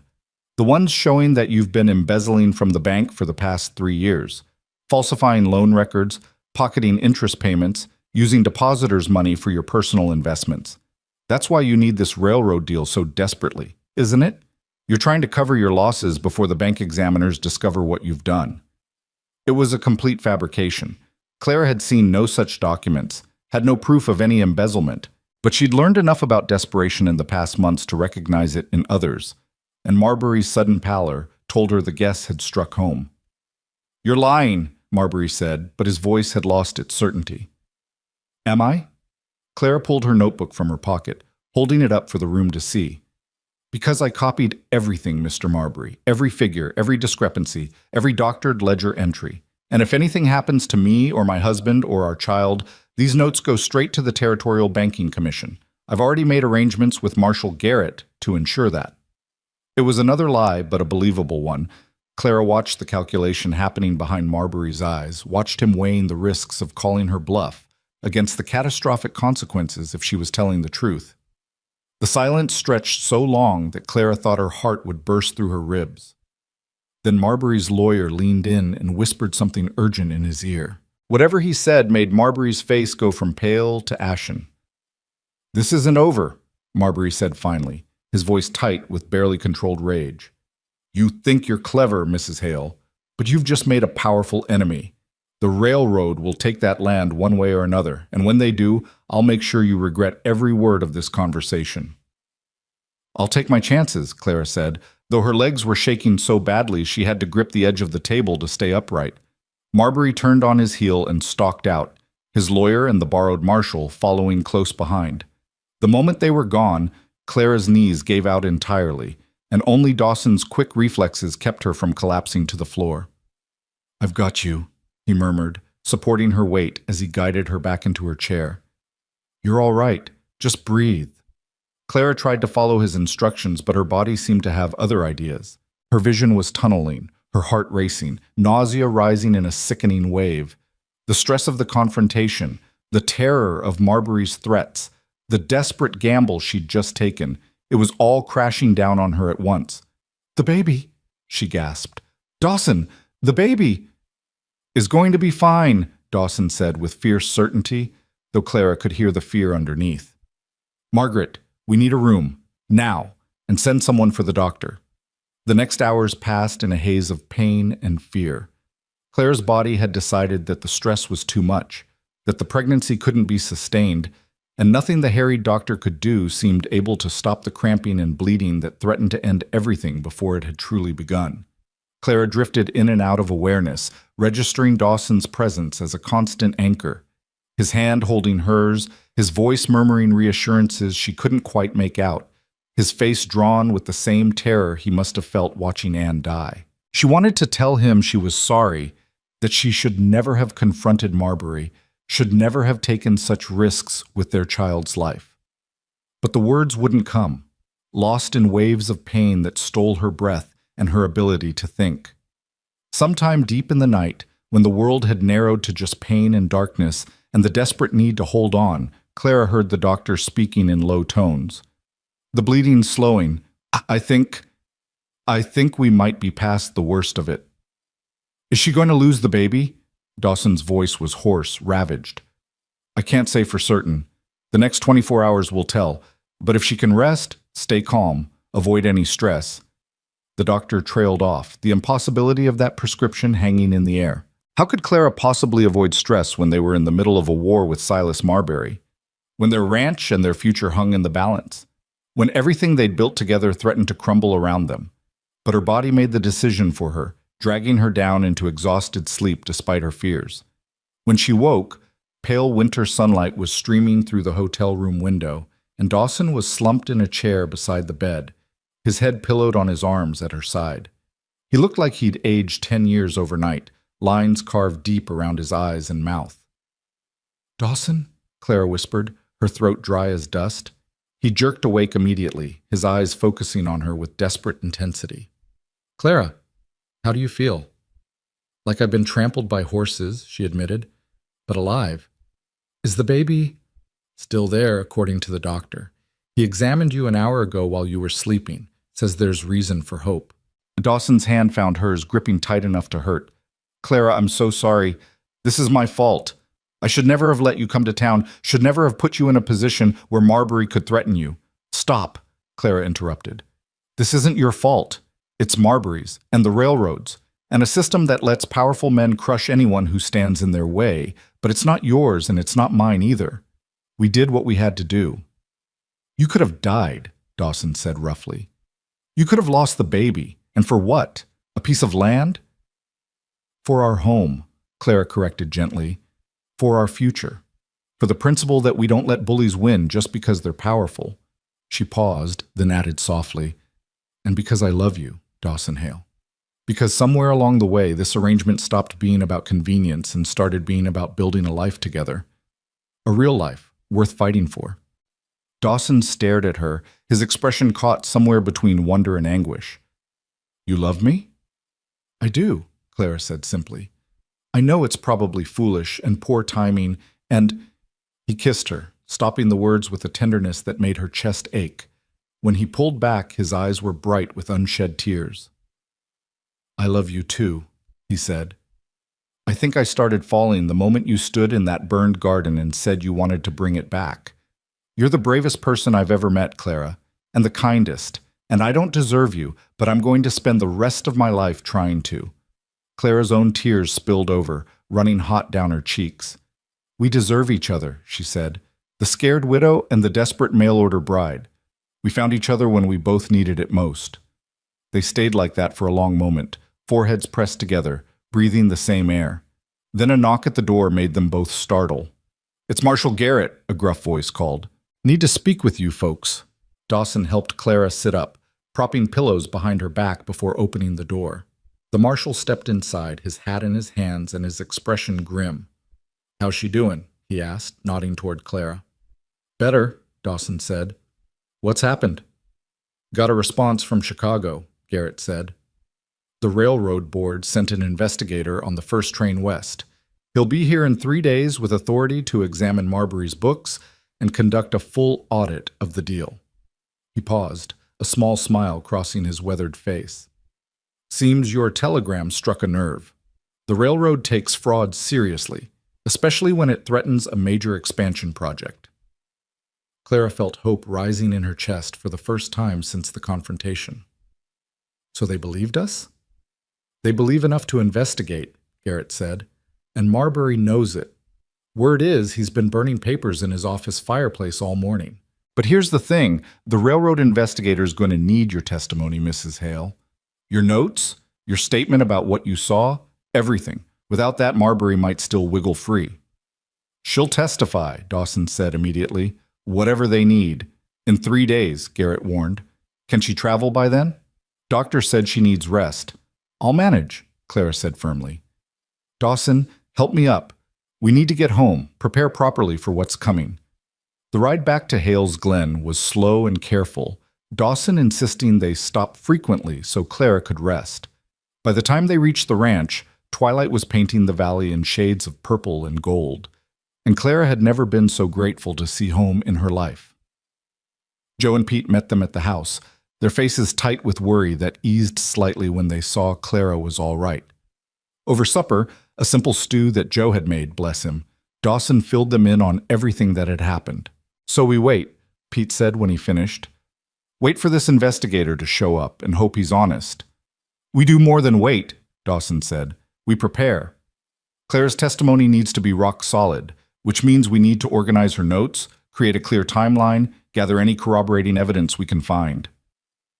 They spent the next 2 days doing exactly that. Clara, confined to bed rest by Dawson's worried insistence, worked from a nest of pillows and blankets, transcribing her hasty notes into a coherent narrative.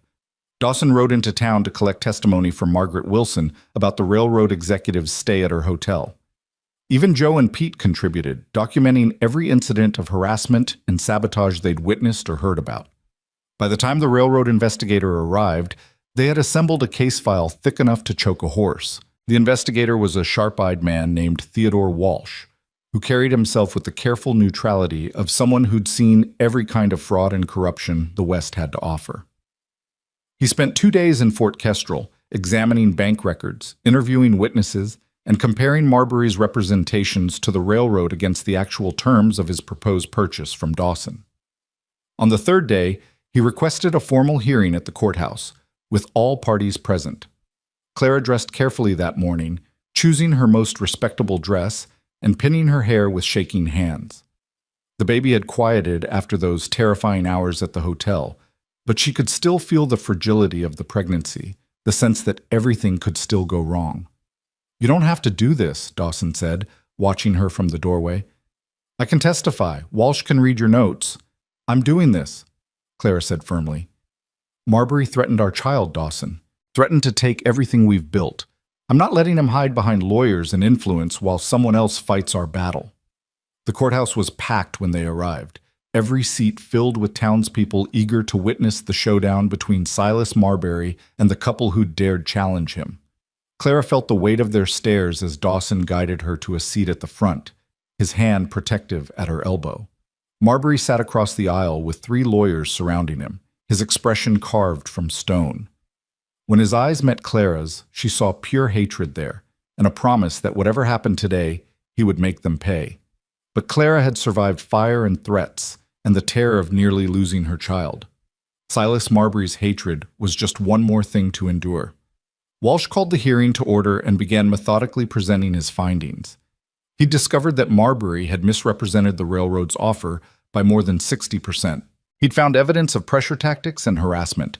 He'd documented meetings where Marbury had explicitly discussed ways to force Dawson off his land. And then Walsh did something unexpected.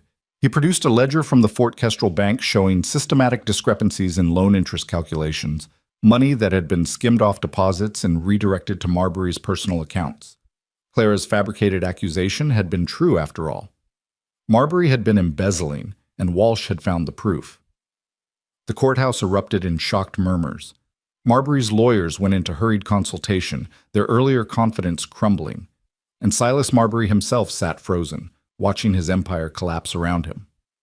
Based on these findings, Walsh announced, the Railroad Corporation is severing all business relationships with Mr. Marbury and will be referring criminal charges to the territorial prosecutor. Furthermore, we will be approaching Mr. Hale directly regarding fair compensation for a right-of-way easement across his property. An easement, not a purchase, allowing Mr. Hale to retain ownership while permitting railroad access. It was more than they'd hoped for, better than they dared imagine. Clara felt Dawson's hand find hers, squeezing tight as the reality sank in. They'd won. Against all odds, against power and influence and threats, they'd actually won, but victory came with a price.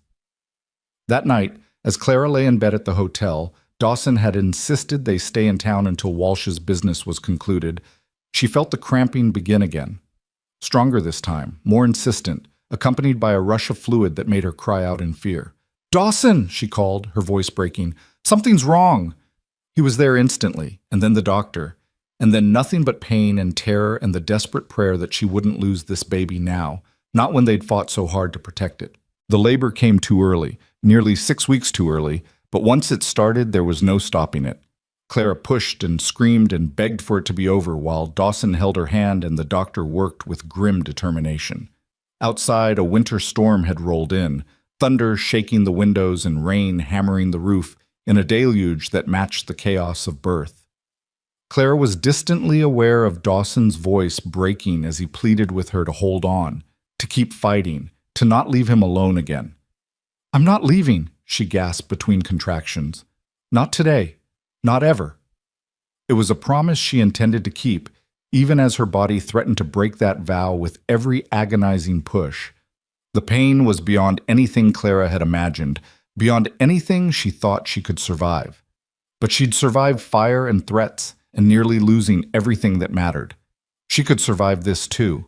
She had to, for Dawson, for their child, for the life they'd built from nothing but hope and desperation and love that had bloomed in the Montana wilderness.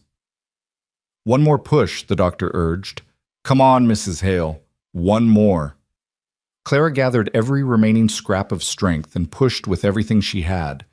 Thunder crashed overhead, and in that moment, between one breath and the next, between agony and relief, their son entered the world with a cry that cut through the storm like a knife.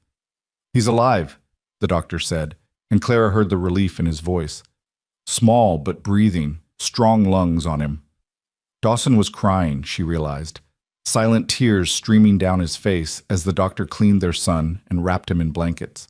When he placed the baby in Clara's arms, so tiny, so perfect, with dark hair and Dawson's strong chin, Clara felt her heart crack open with a love so fierce it bordered on pain. "Hello, little one," she whispered, her voice hoarse from screaming. "Welcome to Montana." Dawson leaned over them both, his hand gentle on their son's head, his eyes full of wonder and terror and relief so profound it had left him speechless. Outside, the storm raged on, but inside this small hotel room, everything had gone suddenly, perfectly still. They'd made it. Against impossible odds, against threats and fire and loss, they'd brought new life into the world. Their son, their future, the beginning of everything they'd fought so hard to protect. Clara looked up at Dawson, saw her own amazement reflected in his face, and smiled through her exhaustion. "We did it," she said simply. Dawson's answer was to kiss her forehead, then the baby's, his tears falling freely now. "You did it. You're incredible. Both of you are incredible." The doctor finished his work and quietly excused himself, leaving the new family alone in the lamplight. Outside, the storm began to ease, thunder fading to a distant rumble as the rain settled into a steady, gentle patter. Clara held their son close, feeling his tiny heartbeat against her chest, and thought about the journey that had brought her here. From Philadelphia to Fort Kestrel, from terrified mail-order bride to fierce defender of home and family, from stranger to partner to wife to mother. It hadn't been the life she'd imagined, but it was the life she'd chosen, and she wouldn't trade it for anything. The baby's name was Thomas, after Dawson's father, and he was the smallest, most perfect thing Clara had ever seen. In those first fragile days after his birth, she barely let him out of her sight, watching the rise and fall of his tiny chest with a vigilance born of terror and love. The doctor had warned them that early babies sometimes struggled, that the next few weeks would be critical, but Thomas seemed determined to prove everyone's fears unfounded. He nursed hungrily, cried with impressive volume, and gripped Clara's finger with a strength that belied his size. Dawson was transformed by fatherhood in ways Clara hadn't anticipated. The quiet, reserved man she'd married had cracked open like an egg, spilling tenderness and wonder everywhere. He'd sit for hours just watching Thomas sleep, his weathered finger tracing the baby's tiny features with reverent care. At night, when Thomas fussed, Dawson would walk the hotel room floor with his son cradled against his chest, humming old songs Clara had never heard him sing before. "I forgot," he said one night, his voice thick with emotion as he held their sleeping son. "I'd forgotten what this felt like. The hope of it. The terrifying, wonderful hope." Clara understood. After Anne's death, Dawson had locked away that part of himself that could imagine a future beyond grief. But Thomas had broken down those walls, forcing life and light back into spaces that had been dark too long. They stayed in Fort Kestrel for 2 weeks, giving Clara time to recover and Thomas time to grow stronger before attempting the journey home. During that time, the aftermath of Silas Marbury's downfall played out with a swiftness that shocked even those who'd witnessed his crimes firsthand. The territorial prosecutor filed charges of fraud, embezzlement, and conspiracy. The bank board, horrified by the extent of Marbury's theft, immediately removed him from all positions of authority. His cousin the judge, desperate to distance himself from the scandal, recused himself from any related cases, and the railroad, eager to salvage their reputation, offered Dawson a settlement so generous it took his breath away. $25,000, Dawson said, reading the contract Theodore Walsh had delivered to their hotel room. "For a 20-year easement across the North Pasture. They'll build and maintain their own crossings, pay for any cattle losses caused by trains, and I retain full ownership of the land." Clara, propped up in bed with Thomas nursing at her breast, felt tears prick her eyes. That money represented security beyond anything they dared imagine. It meant hired hands so Dawson wouldn't work himself to death. It meant a larger house with room for more children. It meant Thomas would grow up with opportunities his parents had never had. "Take it," she said. "It's more than fair. It's generous." Dawson signed the contract that afternoon, and Walsh promised to have the first payment delivered within the month.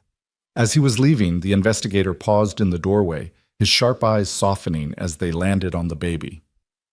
"Your wife's testimony was the key to everything, Mr. Hale," he said. "Her courage, her careful documentation. The railroad board wanted me to convey their respect and gratitude." He smiled slightly. "Between you and me, there aren't many who'd stand up to someone like Marbury. You're lucky to have her." "Don't I know it?" Dawson said, his hand finding Clara's shoulder. The journey back to Hale's Glen was slow and careful. Thomas bundled in so many blankets he looked like a small, squirming cocoon. Joe and Pete met them halfway with fresh horses and provisions, their gruff faces breaking into genuine smiles when Dawson pulled back the blankets to show them the baby. "He's tiny," Joe said, sounding almost accusatory, as if Thomas's size was a personal affront. "He'll grow," Clara said with more confidence than she felt. "Give him time." The ranch looked different when they finally crested the last hill and saw the valley spread below them. Or maybe Clara was different, seeing it now through a mother's eyes. This was Thomas's inheritance, this wild, beautiful place. These mountains, this creek, this house, where hopefully many more children would be born and raised. Dawson had ridden ahead to light fires and air out the house, and when Clara carried Thomas through the front door, warmth and light greeted them. But something else, too. The nursery door at the top of the stairs stood open for the first time since Anne's death. Clara climbed slowly, Thomas in her arms, and found Dawson standing in the doorway of that sealed room. He'd been crying, she realized. His eyes were red, his face wet with tears he hadn't bothered to hide. "I opened it," he said simply. "I thought it was time." Clara moved to stand beside him, looking into a room that was clearly meant for a child. A beautiful handmade cradle sat near the window, sunlight streaming across its polished wood. Shelves waited empty for toys and books. A rocking chair faced the light, positioned perfectly for nursing and storytelling. "Anne and I built all this," Dawson said quietly. "Every piece. We were so sure, so certain that our baby would sleep in that cradle, that we'd fill those shelves, that we'd rock our child in that chair." His voice broke. "And then she died. And I couldn't even look at this room without wanting to die too. So I locked it away. Pretended it didn't exist." Clara shifted Thomas to one arm and took Dawson's hand with the other. "And now? Now I think maybe Anne would want this room used for its purpose, would want Thomas to sleep here, to grow here." Dawson turned to her, his gray eyes shining with tears and hope. "Would that be all right with you? I know some women want the baby close." "I think it's perfect," Clara said, her own tears starting. "I think it's exactly right." They spent that afternoon making the nursery truly theirs. Clara lined the cradle with fresh blankets while Dawson cleaned the windows until they sparkled. Together they hung curtains Clara had sewn during her early days at the ranch, back when she'd been too afraid to ask what they were for. The rocking chair creaked gently when Clara tested it, Thomas cradled against her chest, and the sound felt like a benediction. This room had been built with love and lost in tragedy. But now it was being reclaimed, filled with new life and new hope. Anne's memory would always be part of these walls, but so would Clara's presence and Thomas's future. That night, after Thomas was settled in his cradle and the house had gone quiet, Clara and Dawson lay together in what had finally become their shared bed. The transition had happened naturally in the weeks after Thomas's birth, neither of them able to bear sleeping apart when every moment felt precious and precarious. "Tell me about Anne," Clara said into the darkness. "Really tell me. Not just the sad parts, but who she was." Dawson was quiet for so long that Clara thought he might not answer. Then he began to speak, his voice soft in the darkness. "She laughed at everything.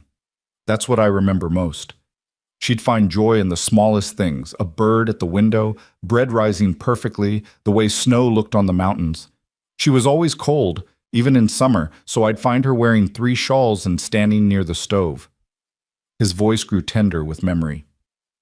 "She tried so hard to love this place, Clara. Tried to make it work, even though she was lonely and scared and homesick. She never complained, never asked me to give up the ranch and move back to town. She just tried." "She sounds wonderful," Clara said honestly. "She was, but she wasn't you." Dawson rolled to face Clara, his hand cupping her cheek. "You're stronger than Anne ever was, braver.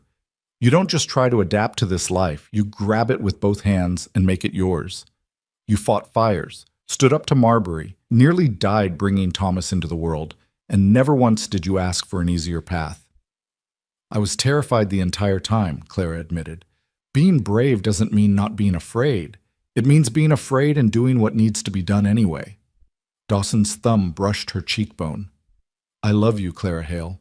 Not as a replacement for what I lost, but as exactly who you are. The woman who came here desperate and turned herself into someone formidable." Clara kissed him then, pouring 3 months of love and fear and hope into the contact.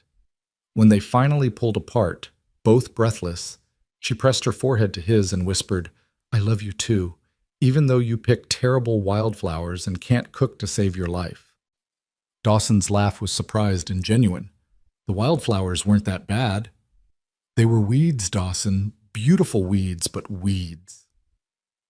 They fell asleep like that, wrapped around each other, and for the first time since Clara had arrived in Montana, the house at Hales Glen didn't feel empty at all. Winter settled over the valley with the inexorable certainty of mountains and sky. Snow came in November and stayed, transforming the landscape into something alien and beautiful. Clara had never experienced a real winter before.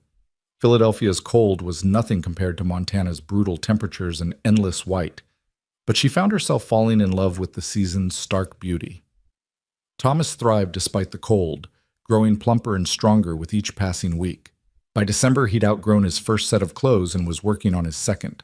His dark hair had come in thick, and his eyes, which had started the slate blue of all newborns, were settling into the same gray as his father's. "He's going to be handsome," Clara said one morning, watching Dawson hold their son up to the window to see the icicles hanging from the eaves. "And stubborn. Look at that chin." "He gets the stubbornness from you," Dawson said without looking away from Thomas, who was making enthusiastic, if incomprehensible, noises at the ice. "I'm not stubborn, I'm determined. You're the most stubborn woman in Montana Territory, and I wouldn't change a thing about you." The railroad money arrived as promised, deposited in a Helena bank under both their names. With it came a freedom neither of them had known before. Dawson hired 2 more ranch hands, easing the workload that had been slowly killing him. They ordered supplies from a catalog thick as a Bible: warm clothes for the family, tools for the ranch, toys for Thomas that he wouldn't be old enough to play with for years.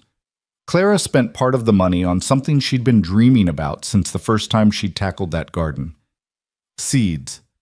Hundreds of packets of seeds, carefully selected from a supplier in California. Come spring, she was going to transform that reclaimed plot into something magnificent. But winter had its own work. Clara learned to churn butter and make cheese, to preserve meat in the cold cellar, and bake bread that could feed a house full of hungry men.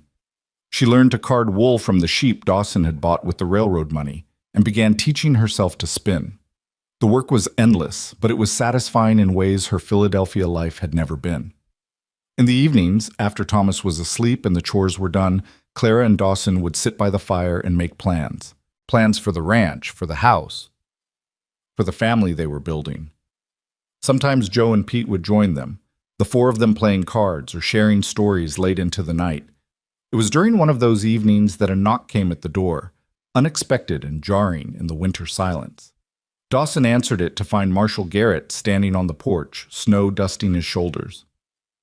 "Bit late for a social call, Marshall," Dawson said, but he stepped back to let the lawman inside. Garrett stomped snow from his boots and removed his hat, nodding respectfully to Clara. "Sorry to disturb your evening, folks, but I thought you'd want to hear this in person rather than through town gossip." Clara's stomach clenched with sudden fear. "What's happened?" "Silas Marbury," Garrett said heavily. "He was convicted this afternoon. 15 years in territorial prison for fraud and embezzlement. They're transferring him to the penitentiary in Deer Lodge next week." The news should have felt like victory. Instead, Clara just felt tired.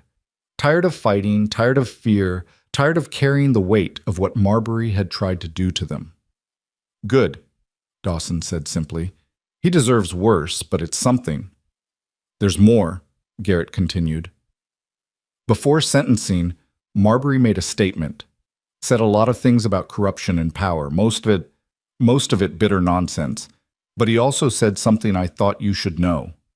The marshal's eyes found Clara's. "He said your courage shamed him, that watching you stand up to him when half the men in the territory were too scared to cross him made him realize how far he'd fallen." Clara didn't know what to say to that. She'd never wanted to shame Marbury, had only wanted to protect her family and her home. "I don't think it makes what he did any better," she said finally. "But I hope he finds some kind of redemption in prison. I hope he becomes a better man." After Garrett left, Dawson pulled Clara into his arms and just held her, his chin resting on top of her head. "You're too good," he murmured. "Most people would want Marbury to rot. I'm not most people, and holding on to anger only hurts the person doing the holding." Clara pulled back to look up at him. "We won, Dawson. We get to move forward. I won't poison that by wishing more suffering on a man who's already lost everything." Christmas came quietly to Hales Glen, marked by a small tree Dawson cut from the forest and dragged home through the snow. Clara decorated it with paper ornaments and strings of popcorn, and on Christmas morning they sat together as a family, Thomas propped between them, and marveled at how much had changed since Clara had first stepped off that stagecoach. "A year ago I was alone," Dawson said, his hand resting on Thomas's small back, "convinced I'd always be alone, that I'd never feel anything but empty again." "A year ago, I was terrified," Clara added, "certain I'd made a terrible mistake, that I'd never belong here." "And now?" Clara looked around the warm house, at the decorated tree, and the cradle by the fire where Thomas would nap later. She looked at Joe and Pete, who joined them for Christmas dinner. at the snow falling softly outside the windows, at Dawson's face transformed by love and hope. "Now I'm home," she said simply. Finally, completely home. Spring came late to Montana, winter clinging to the valley with stubborn determination. But when it finally released its grip, the transformation was breathtaking. Snowmelt swelled the creek to a roar, wildflowers carpeted the meadows in impossible colors, and Clara's garden exploded with life. She worked the plot every morning while Thomas napped in a basket nearby, Joe or Pete always close enough to help if she needed it. The seeds she'd ordered grew with enthusiastic vigor in the rich soil, and by June, Clara was harvesting vegetables faster than the household could eat them. "We need to trade with the neighbors," she announced at dinner one evening, surveying the pile of produce on the table. "Otherwise, this is all going to go to waste." "What neighbors?" Dawson asked, amused. "The nearest ranch is 5 miles away." "Then I guess we'll be taking a lot of rides," Clara said firmly. "I didn't work this hard to let good food rot." She was right, of course. Over the summer, Clara established a trading network with the scattered ranches and families within a day's ride of Hales Glen. Vegetables for butter, herbs for honey, eggs for fresh milk.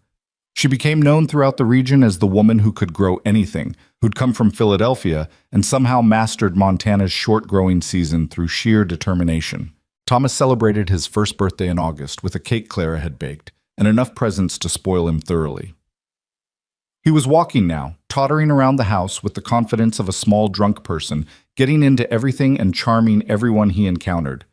His first word had been "da," much to Dawson's delight and Clara's mock outrage.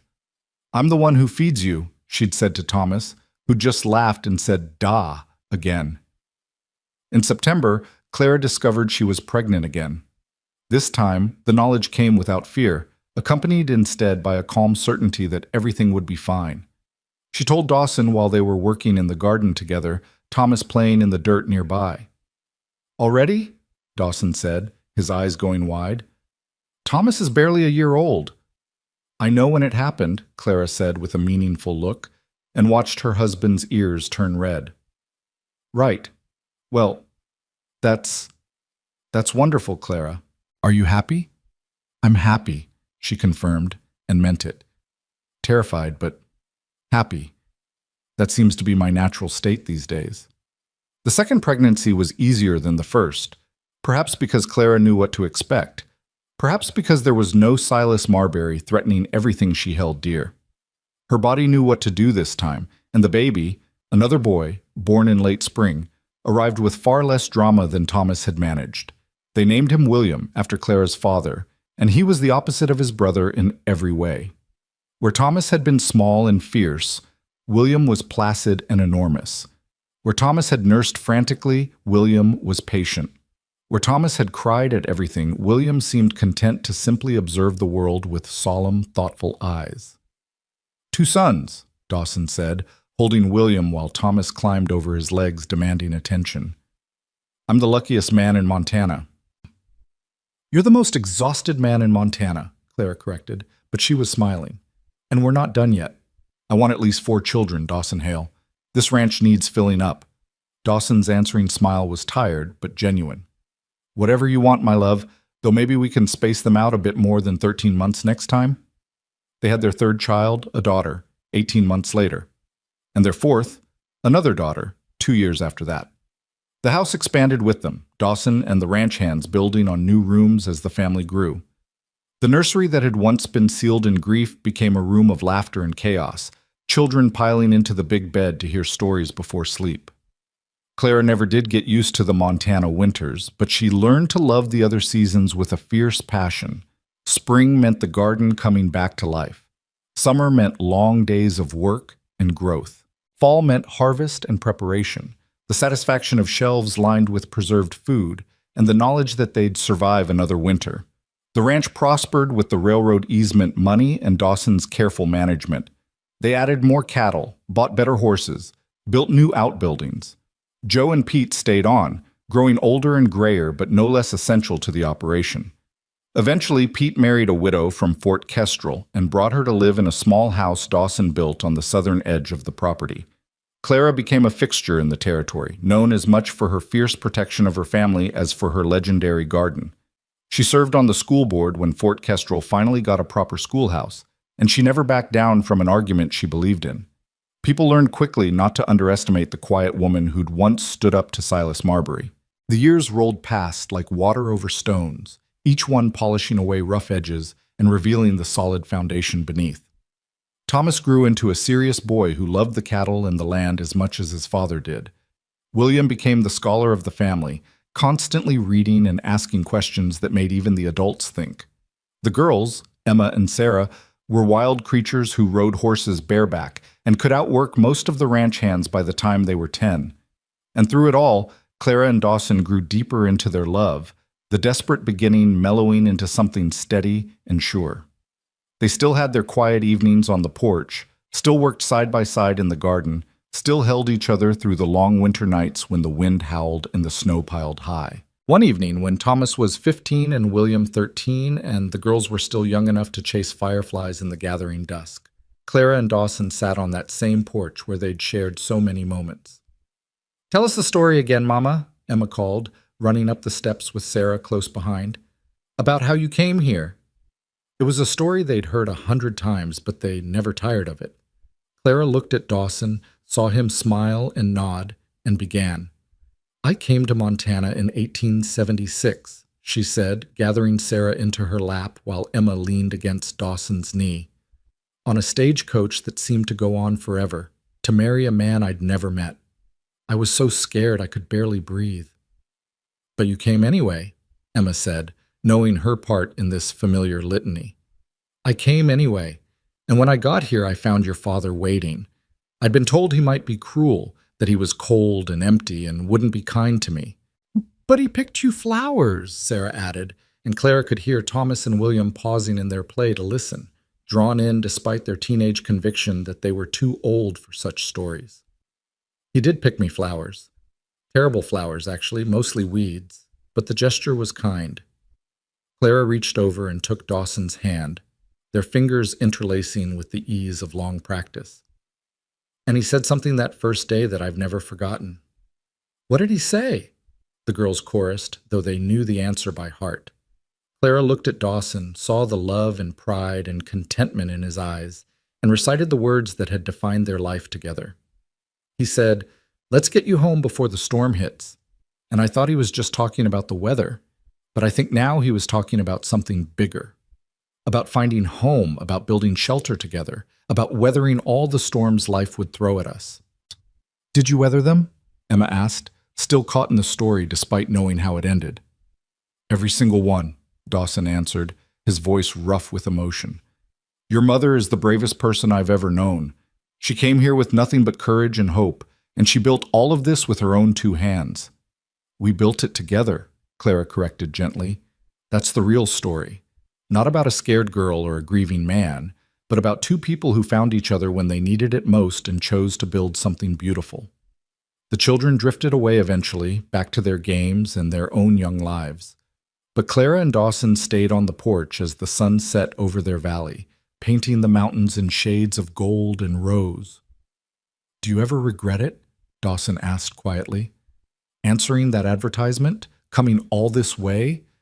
Clara thought about the girl she'd been, desperate and terrified, gambling everything on a stranger's promise. She thought about the woman she'd become, strong and sure and surrounded by love. She thought about the children playing in the yard, the garden that would bloom again come spring, the ranch that had grown from Dawson's dream into their shared legacy. "Not for a single moment," she said. "You told me that first day that you didn't need a servant, that you needed someone who would stay. Well, I stayed, Dawson, and I always will." "You did more than stay," Dawson said, pulling her close. "You brought this place back to life. You brought me back to life." "We saved each other," Clara said simply. "That's what love does." They sat together as darkness fell and the first stars appeared, as they had hundreds of times before, and would hundreds of times again. The house behind them glowed with lamplight and life, filled with the sound of children's laughter and the promise of tomorrow. Clara Hale, who'd once been Clara Whitfield from Philadelphia, who'd traveled west as a mail-order bride expecting cruelty and finding love instead, rested her head on her husband's shoulder, and smiled. The journey had been hard. The risks had been real. The fear had been constant. But every moment of struggle had led to this: a summer evening in Montana, surrounded by family, secure in love, certain of her place in the world. She'd come to this valley with nothing but desperate hope and had found everything she'd never dared to dream of. Home, family, purpose, love that had transformed them both. And as the last light faded from the sky and Dawson's arm tightened around her waist, Clara knew with absolute certainty that she'd choose this life again and again, through every storm, through every challenge, through every beautiful, terrible, wonderful moment. Because some journeys, no matter how frightening they start, lead exactly where they're meant to go. And Clara Hale was finally, completely, eternally home.